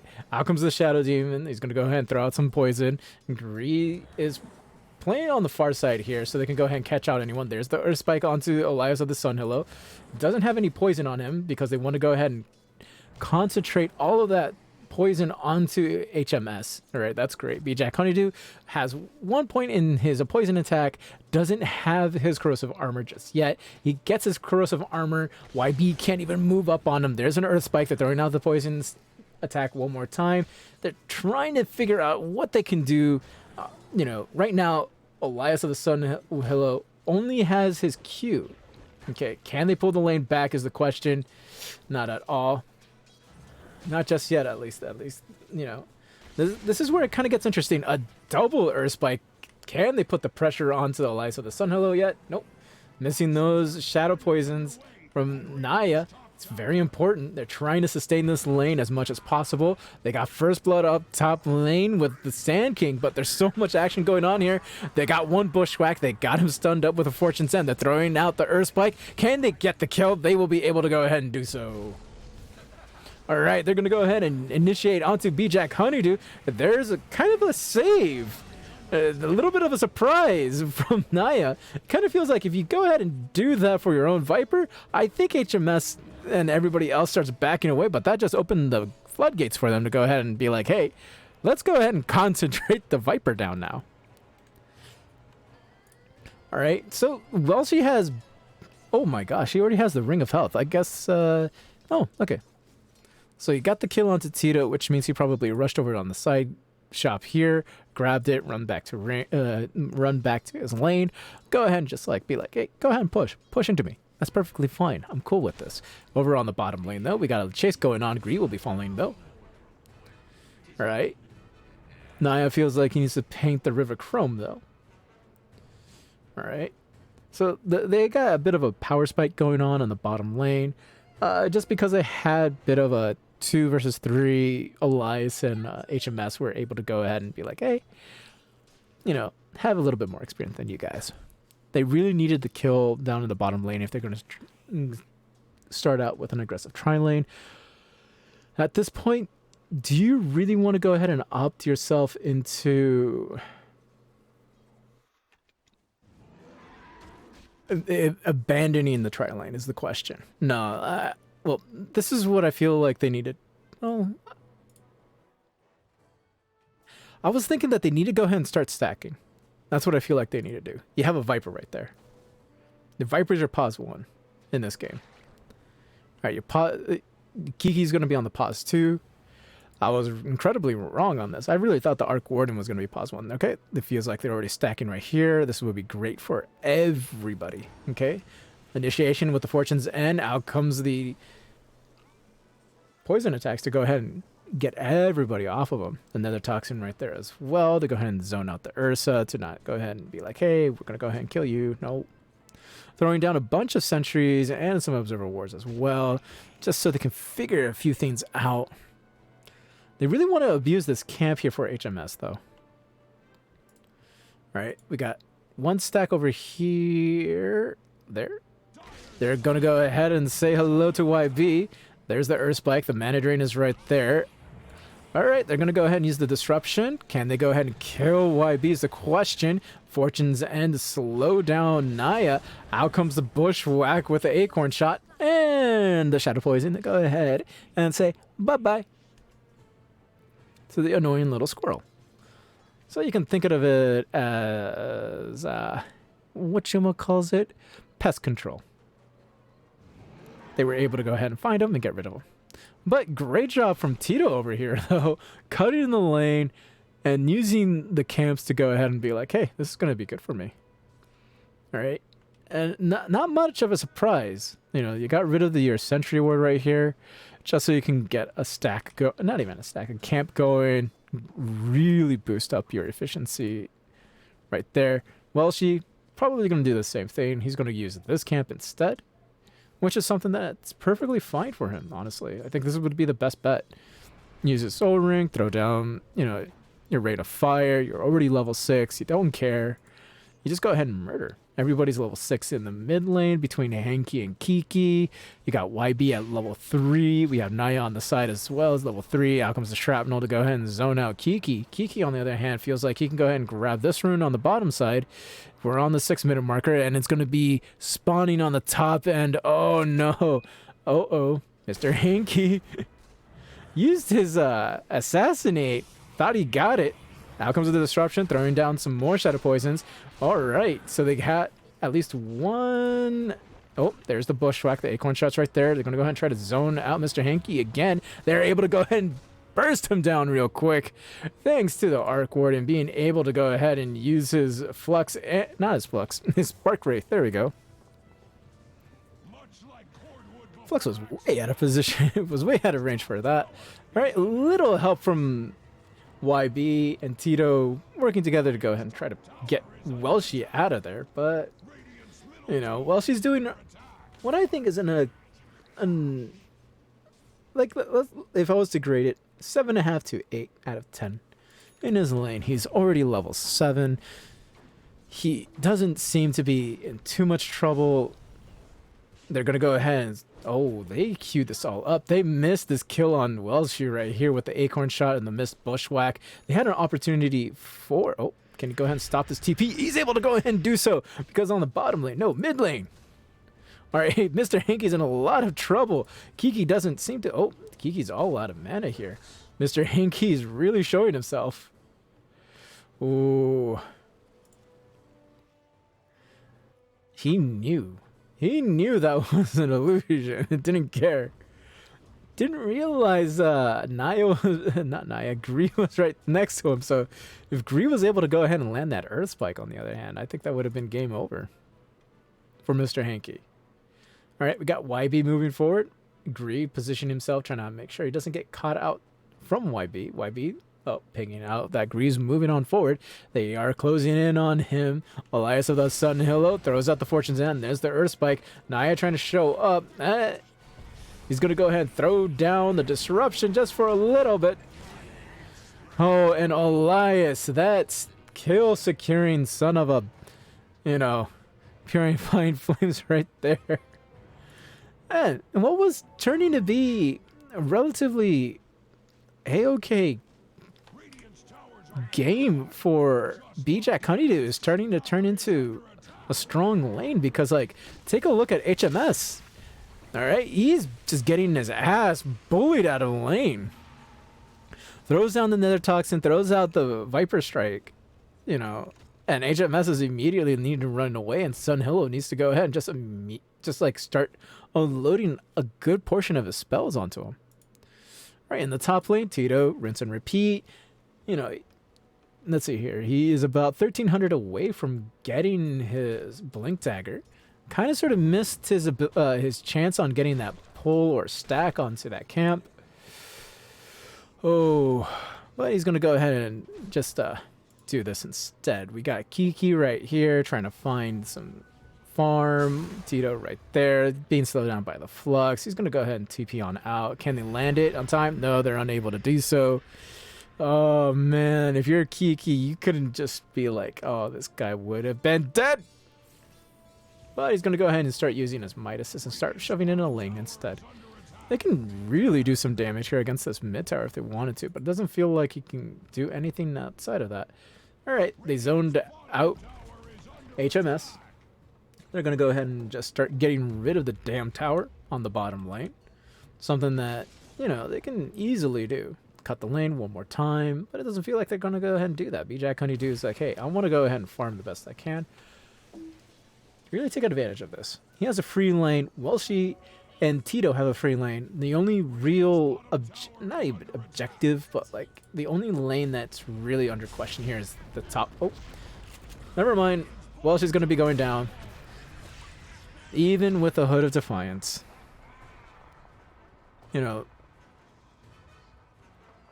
that Epicenter followed up by the, not the Impale, but the Burrow Strike, and Mr. Hankey with the Haste, the Assassinate. That was just a little bit too much damage for Walshy to handle. But he has a free lane. That is the crazy part. He should not feel bad.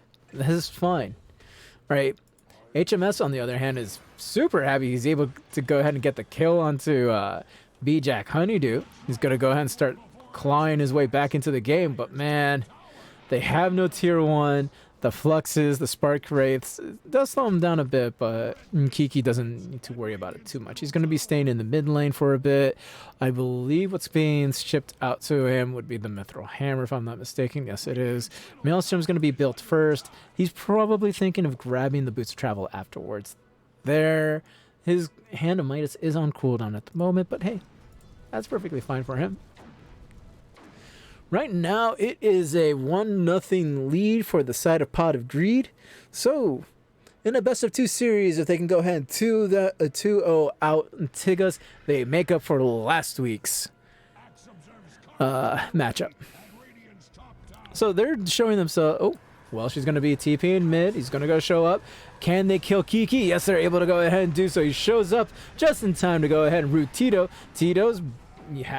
doesn't have the false promise on him, but he has Purifying Flames to heal him up a little bit. Naya trying his best here. There's the Burrow Strike, Assassinate landing. Out comes the pushback, but lands on nobody. They have someone hexed up using the Fortune's End to go ahead and root down Greed, and they finish it and kill the poor Naya. Man, they're really working together to try to get these support heroes away from one another, and they're doing a fantastic job of doing so. You got to give props to Elias of the Sunhillow to go ahead and throw out that Fortune's End and force Gree into a different positioning. It forced him away. If he started re-engaging on that, Tito can go ahead and easily turn around and do something else, as well as his laning partner. In YB.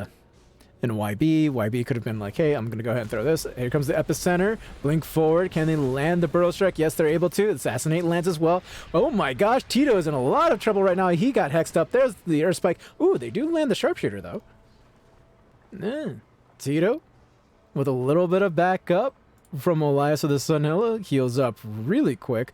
They did drop an Epicenter and a Sharpshooter for that, In response, not many ults were used on the side of Pot of Greed, and right now Greed is okay. He finally got his Finger of Death.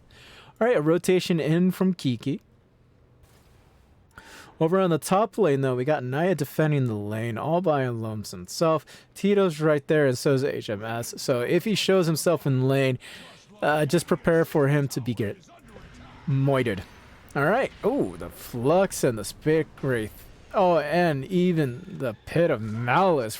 Oh, that is just nasty. Out comes the Shrapnel to go ahead and try to zone out Pot of Greed. They don't want to lose this mid tower for free. They're definitely challenging for it. In the top lane as well, oh god, HMS and Tito, man, like, come on, guys. It's just Naya. It's a Shadow Demon. Murder him. Like, why? Like, you're Ursa. Just take him on, dude. 85 health on this tower. They can go ahead and deny it. It's well within deny range if they want to do that. Go ahead and do so. So instead, they're going to go ahead and push out the lane just a tad bit. throwing down his sentry just so they can go ahead and see Tito if he ever comes back in the lane and uses his stupid sandstorm. All right, now he's going to go ahead and TP on mid.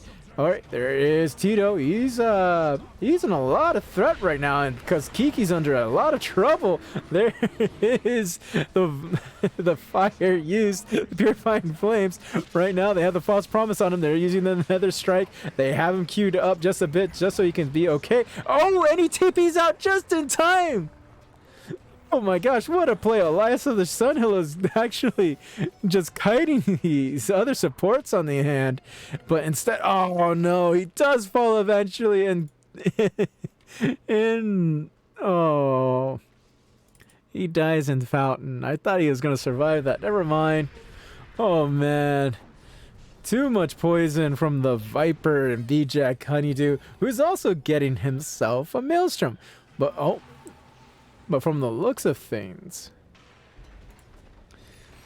Oh, they're going to use the Flux. Spark Wraith is out. Trying to do some damage here. He's going to go ahead and put down the bubble just so he can get rid of this damn tower. Throwing out the Wraith Spark just one more time with his clone. Oh, and YB with a great play in denying the mid tower so they don't get anything out of it. Woo-wee. Just... Oh man, this is a really, really tense, close game. Oh, they found Tito. Tito's in a bit of a trouble. He's going to go ahead and Burrow Strike away. They're throwing down the Pit of Malice. They know where he's at. He's going to blink on the other side there. He is purged up a bit. They're going to throw out the Shadow Poison. Tito almost walked into it, but they did get vision of him. They know he's kind of there. They threw down the Rain of Fire once. Can they figure out that he's over here? Threw out the Earth Spike and they missed. Oh man, he's using his Quelling Blade. Are they going to give up on it is the real question. Instead, well, she's going to go ahead and force himself or reposition himself into the lane. So if Tito decides to ever do something, he can go ahead and TP safely. Out comes the Shadow Poison. Ooh, did they get vision of him? Oh, they have an idea where he's at. They're pinging it out. They found him.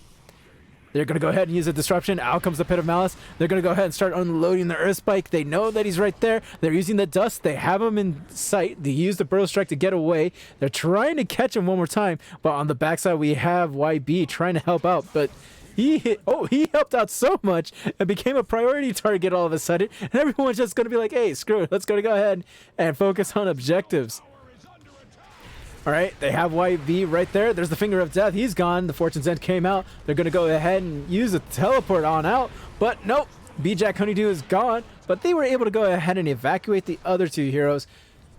Kiki's going to go ahead and just TP on in on the mid lane here. While the rest of them are in base, nice and safe. Need to figure out what they need to do moving forward. Oh man, they just needed a little bit more vision. They're able to go ahead and do so. I think the angles were wrong from Naya, because like it wasn't encompassing enough. He was like guessing in a way that he's like, yes, I know he's there. He just throws out the Shadow Poison and didn't get enough vision to go ahead and get some more information.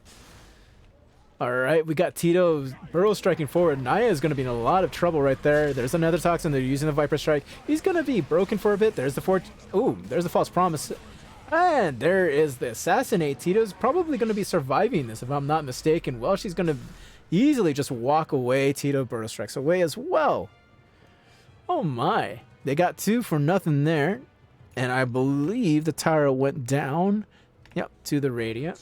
We got Welshie. He tried to cut the wave, but didn't show up in time for it, though. Mr. Hankey's been absolutely contributing to all these team fights. It kind of feels like wherever their team fights are happening, he's like, I don't care. I'm a sniper. I'm showing up and I'm assassinating someone. Just throws it down to see if it can help out a bit. This Aegis was a great pickup for HMS. As you can see, he already has a Diffusal Blade. Before he was down on this bottom portion, now he's on the mid area of the net worth chart. You know, Kiki being on top. You know, the sniper's right there. Oh, they do have HMS purged down just a little bit thanks to the demonic purge. All right, they're doing some damage thanks to the Shadow Poison. All right, but that mid tower is going to be going down anyways. All righty. Oh, YB trying to navigate through. He's going to go ahead and use... Never mind. Let's just say Naya just got himself killed. And oh no! There is like 2 items there that dropped for the side of Pot of Greed, and they got stolen from the Tiggaz. Talk about unfortunate timing. Oh, but great use of Pit of Malice. They got 2. There's the Earth Spike. The Bushwhack misses and lands on no one. They're going to go ahead and use the Enrage. The YB's TPing out already. Doesn't want to die. Eliza the Sunhillow using his Purifying Flames to go ahead and heal himself up. Tiggaz on full retreat mode right now. Kind of feels like Pot of Greed wants to chase this, but I don't know. You know, if you're VJack Honeydew right now, like, understanding you're missing 3, no, well, actually 2 of your neutral items, and they're both on the side of, you know, on the side of Tiggaz, it kind of makes you wonder, like, oh, it's not in the well. Kind of makes you wonder, like, hey, what the hell am I doing here? All right, the Reign of Aquila is being dropped for the Fuzzy Wuzzy. Ooh boy, talk about being happy with that little trade-off. You know, like, losing out on neutral items, it's a huge thing, man. Like, take a look at what they lost. You know, Vambrace and another shawl. Let's see here. Where's the Vambrace? Oh, look at that. It's on Sniper. Oh. Have a good night, Naya. It got caught out. Burrow Strike. Bushwhack. Throws out that Sharpshooter. Dead. Not an interesting build, but something that's probably the... Oh yeah, it makes sense as to why they would go ahead and do the Aether Lens. Pretty standard. Alright, this is pretty much at the point where you kind of want to dodge from one another. You really need to go ahead and find ways of survivability. You do have a save in Naya, but you kind of sort of need to time it well, and you need a lot of other heroes along with you to do this, right? I really thought that the Arc Warden would go ahead and be along the lines of being split pushing, and it doesn't feel like he was doing any split pushing. It felt more along the lines of like respawn pushing. So he was just doing things in response to what the Tiggaz are doing. And I don't think that's like a good way to go about this. You know, Mr. Hanky. Oh my. Yeah, that Dragon Lance, you just get some damage items, just attack from far away, and you get that tier 2 for free. You know, they couldn't do much. You know, they're already pinging out that they may have a few targets in mind that they can go ahead and pick off. Kiki, gonna go ahead and just push in a different lane. While on the bottom side here, we have Gree split pushing this lane. Oh, they're gonna go ahead and get Grease Courier as well. That's even worse. Oh, Kiki moving forward, trying to see if he can get Mr. Hanky, but right now this is not looking good. He's gonna be... Oh wait, that's his clone. Okay, never mind. Everything's okay there. But they did get... Oh, Aegis is claimed. Roshan will be up in another 2 minutes and 50 some odd seconds. Alright, Epicenter was charged up. And it's just B-Jack Honeydew. He's going to be pounced on and eliminated from this game. He has 40 some odd seconds before he can come back. He does a Rod of Eidos. He's trying to finish off his Glipnir. You know, he was having an okay game. Now everything's upside down. They take like a few bad fights. They keep getting picked off in the wrong spots. I mean, like, this is not a good feeling if you're a side of Pot of Greed. You had this game relatively under control, and then all of a sudden just turned upside down. Oh, they almost got him. There's the Burrow Strike. They do have him. This great save by Knight with the disruption, throwing out the Fortune's End. They have him rooted for a bit. Oh, they're throwing out the Gleipnir right now. There's one. They have him slowed down with the Flux. There's the great Earth Spike, followed up by the Finger of Death, and he's going to be completely squashed out of this team fight. Buyback available. They're going to go ahead and retreat from this from the side of Tiggaz and go ahead and reset themselves and think to do what to do next. You know, and honestly, like, yeah, that's like the worst possible outcome of that whole entire situation. Worst possible thing that could happen. You have no more Aegis. Tito is on top of the leaderboards and he gets caught. You would be absolutely furious if something like that happened to your teammate. Tiggaz really want this game, though. Like I said, Battle Fury feels like a trap item for HMS, especially against a lineup like this. When you have Kiki on Arc Warden, you feel like you're going to have a free game, and then you have to deal with this stupid Viper. It's just like, what the hell do you have to deal with this? You know, it don't feel good. It don't feel good at all.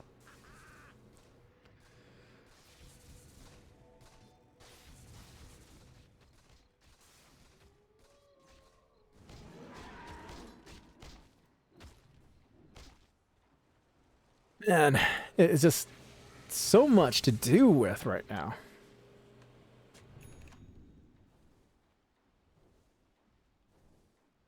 There's just so much to deal with, and I don't know what else more they need to do. Like, I think they need to realize, the Tiggaz need to realize they need to work around their timings right now.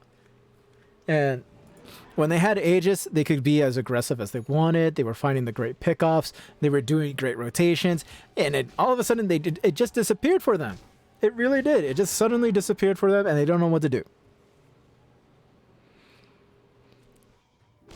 Because right now, they're giving the game back straight to Pot of Greed if they're going to keep this kind of shenanigans up.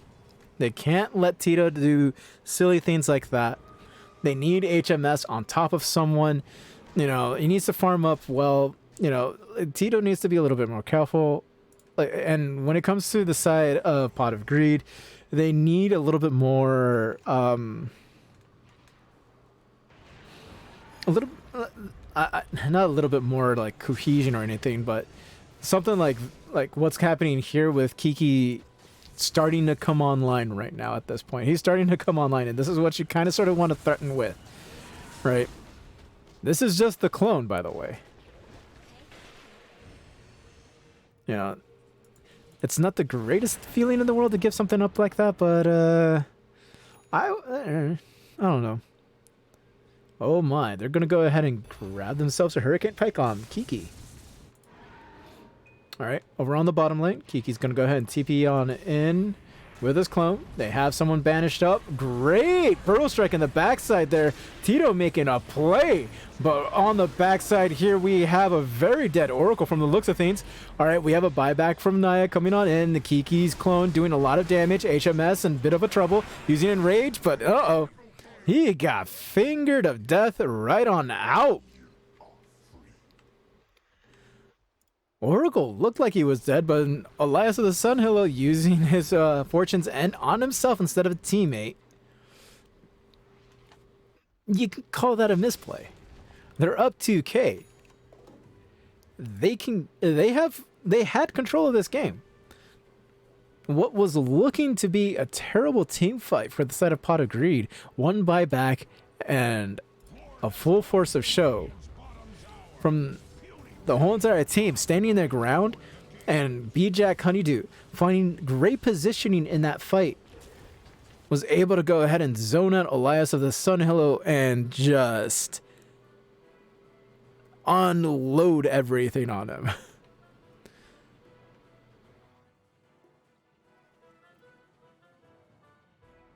I just want to respond to them like, turn off the door.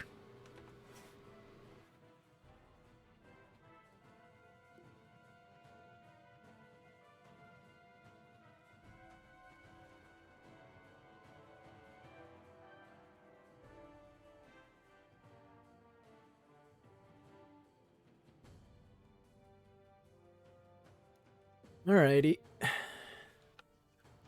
So there's a fire alarm going on, I guess. So let me go ahead and transition on.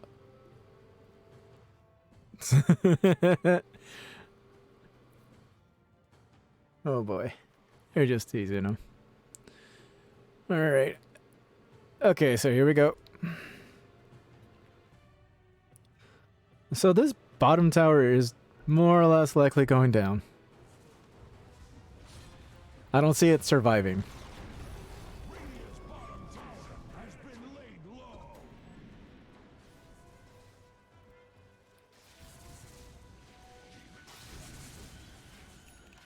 you know, and Kiki is starting to get big to the point in which that I don't think Sniper is going to be able to keep up with him.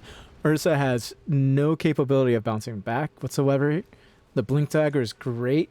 I think getting the BKB is wonderful as well. You need to abandon whatever item you're going after next and just be like, hey, I need to get myself either an overpowering Blink or, you know, the Swift Blink. Because honestly, that's his next best bet, is getting one of the Blink upgrades. Let's see here. Oh. Ah. They are able to go ahead and catch out YB just a bit. There is the Hex. There's Spike. Out comes the Shrapnel. They have the Gleipnir down. Oh, can they keep him alive is the question. He is slowed down. They try to smoke him away, but no! Kiki with his clone goes, no! Mine! I'm gonna go ahead and squeeze this squirrel until it pops. And he did. You know, it's kind of like whack-a-mole. You find it, grab your hammer, and just smack until it's gone.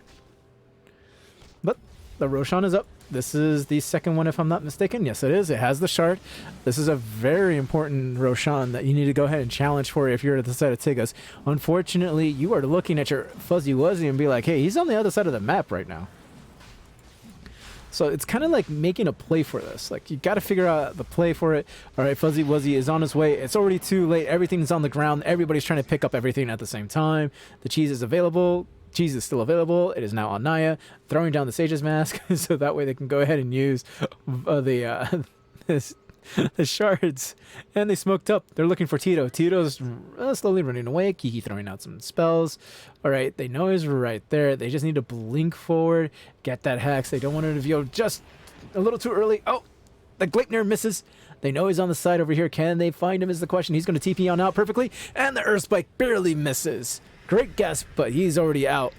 And he's going to go ahead and use his clone and split push with it immediately. While on this side here, B-Jack Honeydew is going to go ahead and just cut the lane. Oh, that was a close call for Tito. But wonderful decision to go ahead and get the hell on out of there just in time.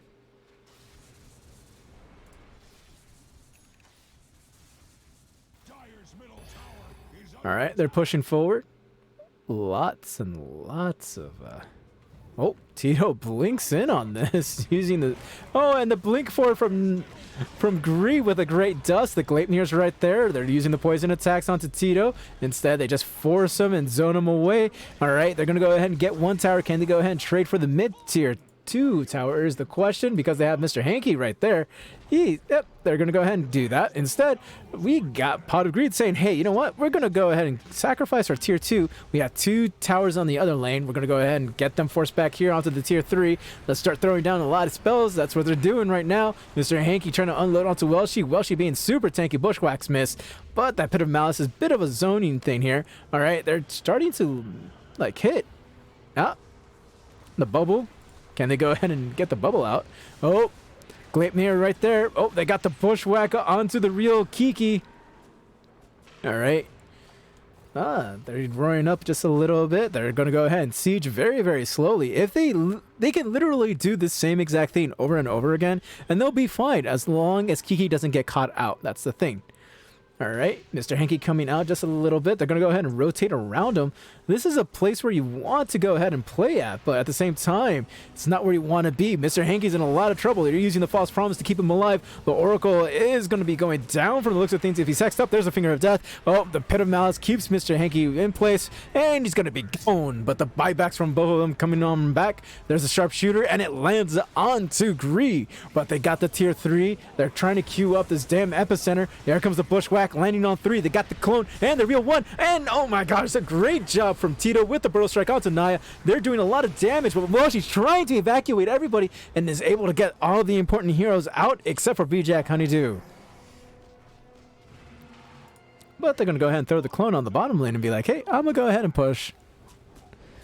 You know, they really, really were desperately trying to get B-Jack Honeydew out of there, but unfortunate and was unable to do so. Oh, there's a Scotty. Can they actually finish the job? No, it cannot happen because Kiki with his clone just man fighting. Giving up some free gold. I feel that Bit of a mistake-ish. Ooh, Paladin Sword. Oh, no. Okay, in this kind of game, I would be telling my teammate, forget about the Titan Sliver. You give that to the Viper. You take the Paladin Sword because you can do it so much with it. They did catch out Welshi on the other hand, though. There. YB. YB with a great sharpshooter there. Great job. They had 4 heroes on top of Welshi, and Welshi could have survived if there was 3, but there was 4. And that made a difference. Okay, so maybe... Oh, they found... Oh, they found B-Jack Honeydew. There's the save from Naya. Gonna go ahead and try to do something about it. Out comes the Gleipnir trying to keep these 2 heroes in place. The Scotty just doing its work. Naya's backing, and Greaves backing away. Oh, he's gonna go ahead and force staff himself forward with this stupid clone. He's gonna TP away. Try to get something out of it. Uh-oh. Yeah, can they get the sharpshooter off? They're able to go ahead and do so, but they got rid of the clone finally.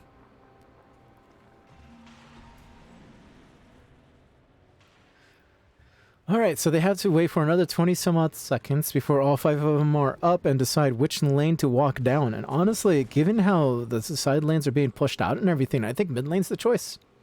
As long as Kiki keeps throwing out the clone, keeps side pushing, split pushing these. Okay, never mind. That's 5 minutes. They're up. Alright, so right now... Okay. This is where it gets tricky, folks. This is where it gets tricky. You got to figure out when to smoke. Do you smoke now or do you smoke in 30 seconds? All right. It's all about vision. Right now, Naya's throwing down some wards. They found a vision. Welshi doing his thing. Tito trying to go ahead and punish this. There's the Gleipnir. The Naya with the great save. And man, Tito made a big mistake right there. It's all about protecting your wards and everything, but when you are going to go ahead and jump a 5 or a 4 for yourself and you're a big piece to your team fight, that is a big mistake.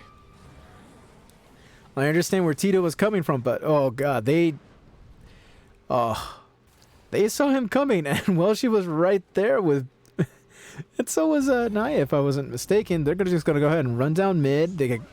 the side lanes are being pushed out onto their side of the map. They're very comfortable with this. They're throwing down they had the bubble up for a moment. They can actually go ahead and start threatening this. They can go ahead and threaten the tier 3, which I think is a good play. As soon as that buyback happens, they go to a different lane and try to see if they can go ahead and catch out Mr. Hanky. And as you can see right now, they're just unloading everything. They're forced to use the glyph. Down goes the clone. They're throwing out a whole bunch of spark rays just so they can slow down these damn little creeps from leaving. Oh, they got, Welshi bushwhacked for a bit. And they're still throwing down, man. They'll be happy to trade this tier 3 for a trade 2. Radiant's middle tower has fallen. And it's just like... They forced the sniper to come back. Sniper could have been pushing on the bottom lane, but oh, the sharpshooter does land. They're going to go ahead and start evacuating out of here, and they're able to do so. They evac straight to their own outpost in the top area of the map. Tier 3 for a tier 2, and they didn't even get the tier 2.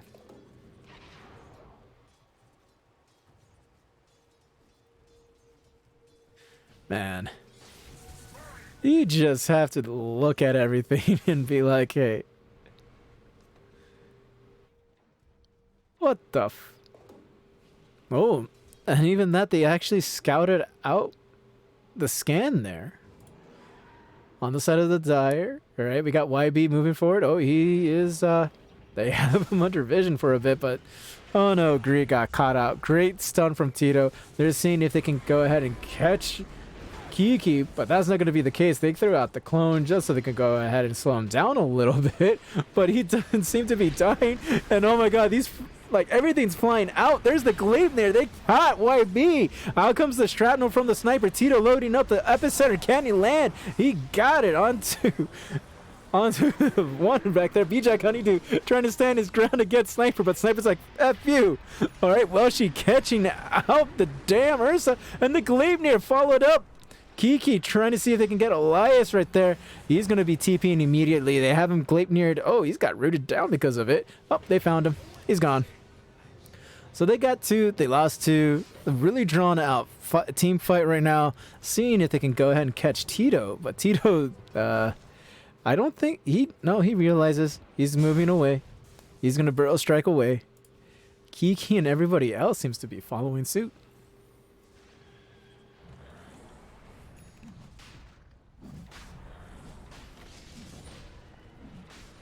Alright, so this is the third Roshan in this game.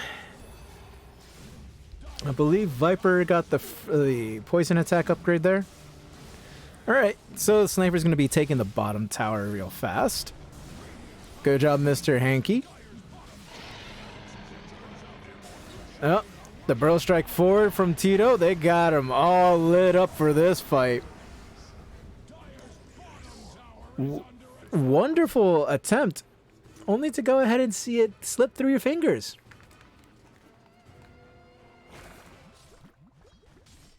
If you had more backup there, I think that would have been a more advisable play, but you did not have your Oracle. You didn't have anybody else to back you up on it. And it was a super risky play. I know you have buyback available, but like this isn't a great thing for yourself, man. Like you kind of... Ugh. Now my game's starting to skip. What the fuck? Oh, well. Alright, so they're going to be knocking on the door for this one. Great job from Mr. Hanky to go ahead and push back Welshi. But it doesn't seem like this is okay. They're going to go ahead and throw out the Gleipnir just a little bit. Throwing the Gleipnir one more time. They have YB rooted down. They got rid of one clone. Can they go ahead and do some more damage?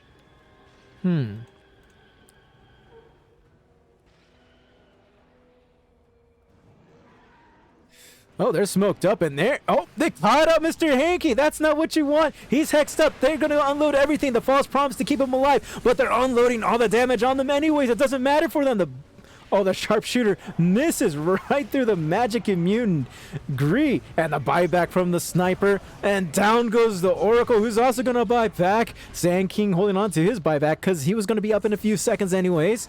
He needs to hold on to it just for the moment. All right, they're going to go ahead and try to get rid of one hero. They were able to go ahead and grit Gree. They're trying to find their next kill right now. Naya in the back lines on the top side. They're using and forcing their way over there. Tiggaz maybe thinking about a walk down, and they're going to go ahead and do so, running into a three-man Gleipnir. All right, Mr. Hanky unloading onto an epicenter follow from Tito. There's a great save. Well, not a great. Yep, that was a good save because they're going to go ahead and evac everybody out. They even use the Gleipnirs to keep everybody rooted as they make their escape. Oh, not only that, Kiki using his clone. Be like, hey, let's go ahead and just keep whacking away at this. Man, oh my gosh, he even got the courier. Kiki's like, oh, that is just super annoying, man. I mean, if I'm Mr. Hanky, I gotta ask myself, what do I need to do here? And that smoke up play up the hill, that was so just absolutely fucking OD, man. Oh god, there's Tito on the side. They don't see him just yet. Can they find him? Oh, wait, what? They found him! How in the hell? They're going to use one Gleipnir. He's rooted a bit. There's the Lotus Sword. They're throwing down the root. Can they find him is the question. Oh. They're throwing it again. Oh, they have eyes on him. Oh, he blinked forward. He was trying to TP on out. The great work from the disruption. Lotus Orb is right there. They're throwing down the sentries. They have him rooted again. Tito getting caught out, and he's going to go ahead and burrow strike away. Gree with some help right there as well. Great job from both supports in Gree and Naya to go ahead and catch out the great Tito. Oh man, they're just going to be walking down this lane and see what they can do. Honestly, force out that buyback, I think, is the play and then just do the smoke walk away again. They're going to go ahead and preemptively smoke up. The buyback is already used. They're trying to use YB's great positioning. The boomerang misses. Out comes the Pit of Malice. They're trying to see if they can go ahead and rotate around. They're able to go ahead and do so and grab Gree in the back line. He does have buyback. So they're going to go ahead and walk away slowly. They're going to go ahead and use the clone from Kiki. Kiki. Trying to see if he can get... Nope. Can't do anything. Uh-oh. Tito. And the backlight in the middle of everybody. Use the epicenter. But it's not going to do much damage. Oh, but there's the break from the sharpshooter. It doesn't land. They may want to go ahead and... Uh-oh. YB got caught out. Gree buying back for this fight. He's like, hey, I know they're down a man now officially. I'm coming back to make sure we get this tier 3 tower. They're using the illusions. It's probably going down. There's the assassinate. They're got... Oh, the boomerang's out. Yeah. That looks like a very, very dead Mr. Hanky if he can't get out of it. There's the false promise to keep him alive. All right. There's the Fuzzy Wuzzy to try to be a buffer of sorts. They're going to go ahead and start throwing out spells left and right just to go ahead and keep their own heroes alive. But while that's going on, Mr. Hanky's trying to move on in. But, oh, that Fortune's End trying to do something. They're using the glyph to try to keep this Raxus alive. But everybody... Oh, the Assassinate wasn't enough. There's the Fortune's End to go ahead and use something on the clone on Kiki. All right, Welshi using his Dark Rift now at this point, and everybody's out. And not only that, they're not going to be slowing down whatsoever by going to the fountain. They're like, F this. We're marching it down. They taste victory. They are tasting victory right now, and they're looking for it. They want megas. They see it's within their grasp, and that's why they're marching down this top lane right now. And not only that, they kind of sort of left the Kiki clone over here. Oh, I think his Scythe of Vice is active, so... Or at least available. It's not like Kiki forgot about it. It's kind of difficult to, like, micro and try to figure something out, so... Okay, they're throwing down the bubble one more time. It's going to be as useful as it much is when it comes to... It's wonderful little passive there. Oh, they're going to move forward. They have him Gleipnir down. He's hexed up a little bit, trying to do the right click. They're unable to do so. Mr. Hanky's going to be still being walked down. Can he survive? This is the question. Kind of feels like he is because Kiki's clone won't be able to do the job. All right, they're going to go ahead and do the double Gleipnir, and they're using the false promise onto YB. Great job from T. The back line with the epicenter and the Burrow Strike. Oh my gosh, they have a Fuzzy Wuzzy being smacked around at the moment. The Lotus Orb trying to keep him alive. BKB using the rage, trying to move away. Mr. Hanky unloading onto Welshi, and he's trying to do something, and the great Burrow Strike, but he dies in the end. Oh no, it looks like he's going to be stuck right there. And instead of Tiggaz, the Tiggaz, they're going to go ahead and call GG on this game. Oh my. The Tiggaz were trying to do something. They valiantly tried to fight to the end. And Pot of Greed was able to go ahead and sneak, no, I wouldn't say sneak this one out, but they more or less put their will and imposed it onto the Tiggaz. So in a 2-game set, we got Pot of Greed grabbing a 2-0 sweep over Tiggaz. Oh my. That was a lot of fun to cast right there.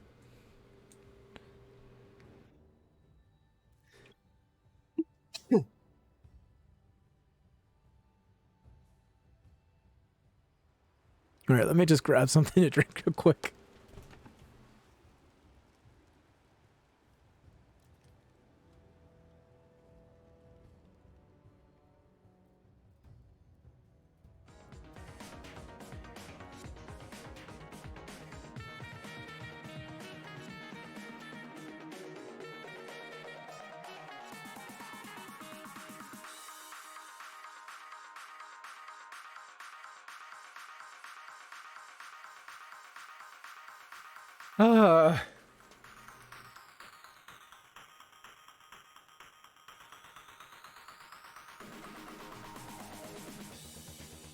Oh boy.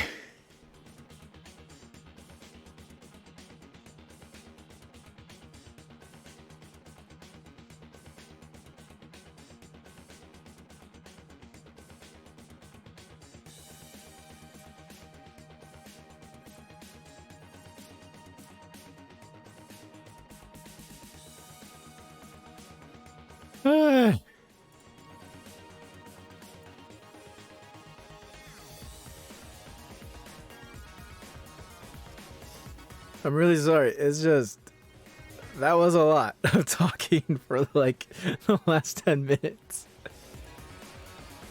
Oh my.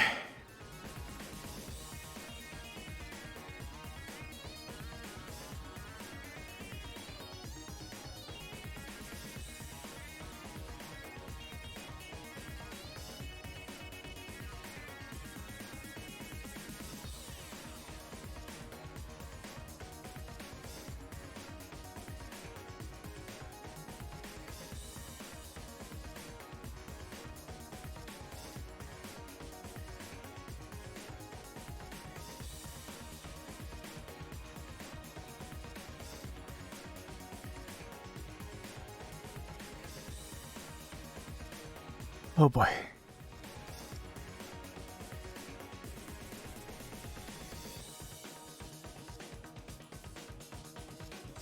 That was so much. All in like 2 seconds.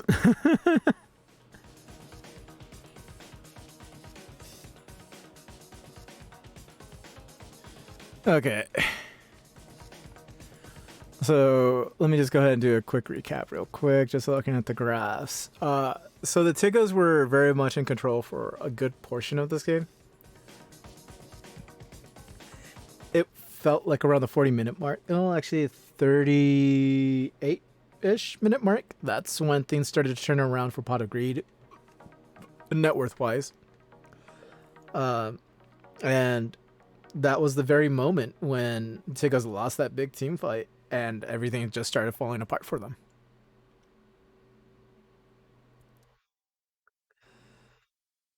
Oh, God.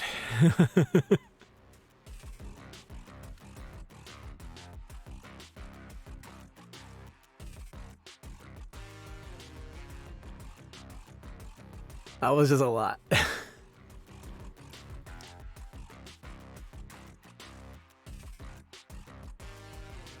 I mean, yeah. Just looking at the graphs for the net worth and everything. I mean, let me just throw it up again. Here we go. So it was evenly contested. It was a 50-50 gamble for both sides. And when you take a look at this net worth and it's starting to slowly build for Tiggaz, as soon as you gave space to Kiki, it just started unraveling. Like, over here was not what you wanted. I think this was the pickoff for Tito.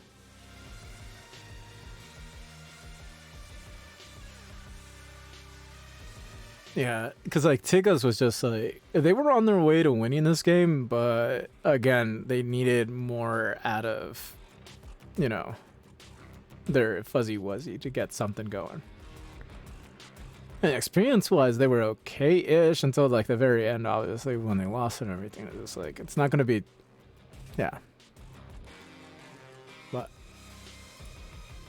anyways, I'm going to go ahead and give myself a break for today. And just relax, because that was a very, very fun and stressful 2 games to cast. So anyways, I want to go ahead and say thank you very much for everybody who stopped on by. And have a wonderful day. Don't be afraid to stop by and smell the roses once in a while. And wherever you may be, may you have a wonderful day, morning, or evening. And don't forget, please wear a mask. Protect yourselves at all times. I'll see you guys later.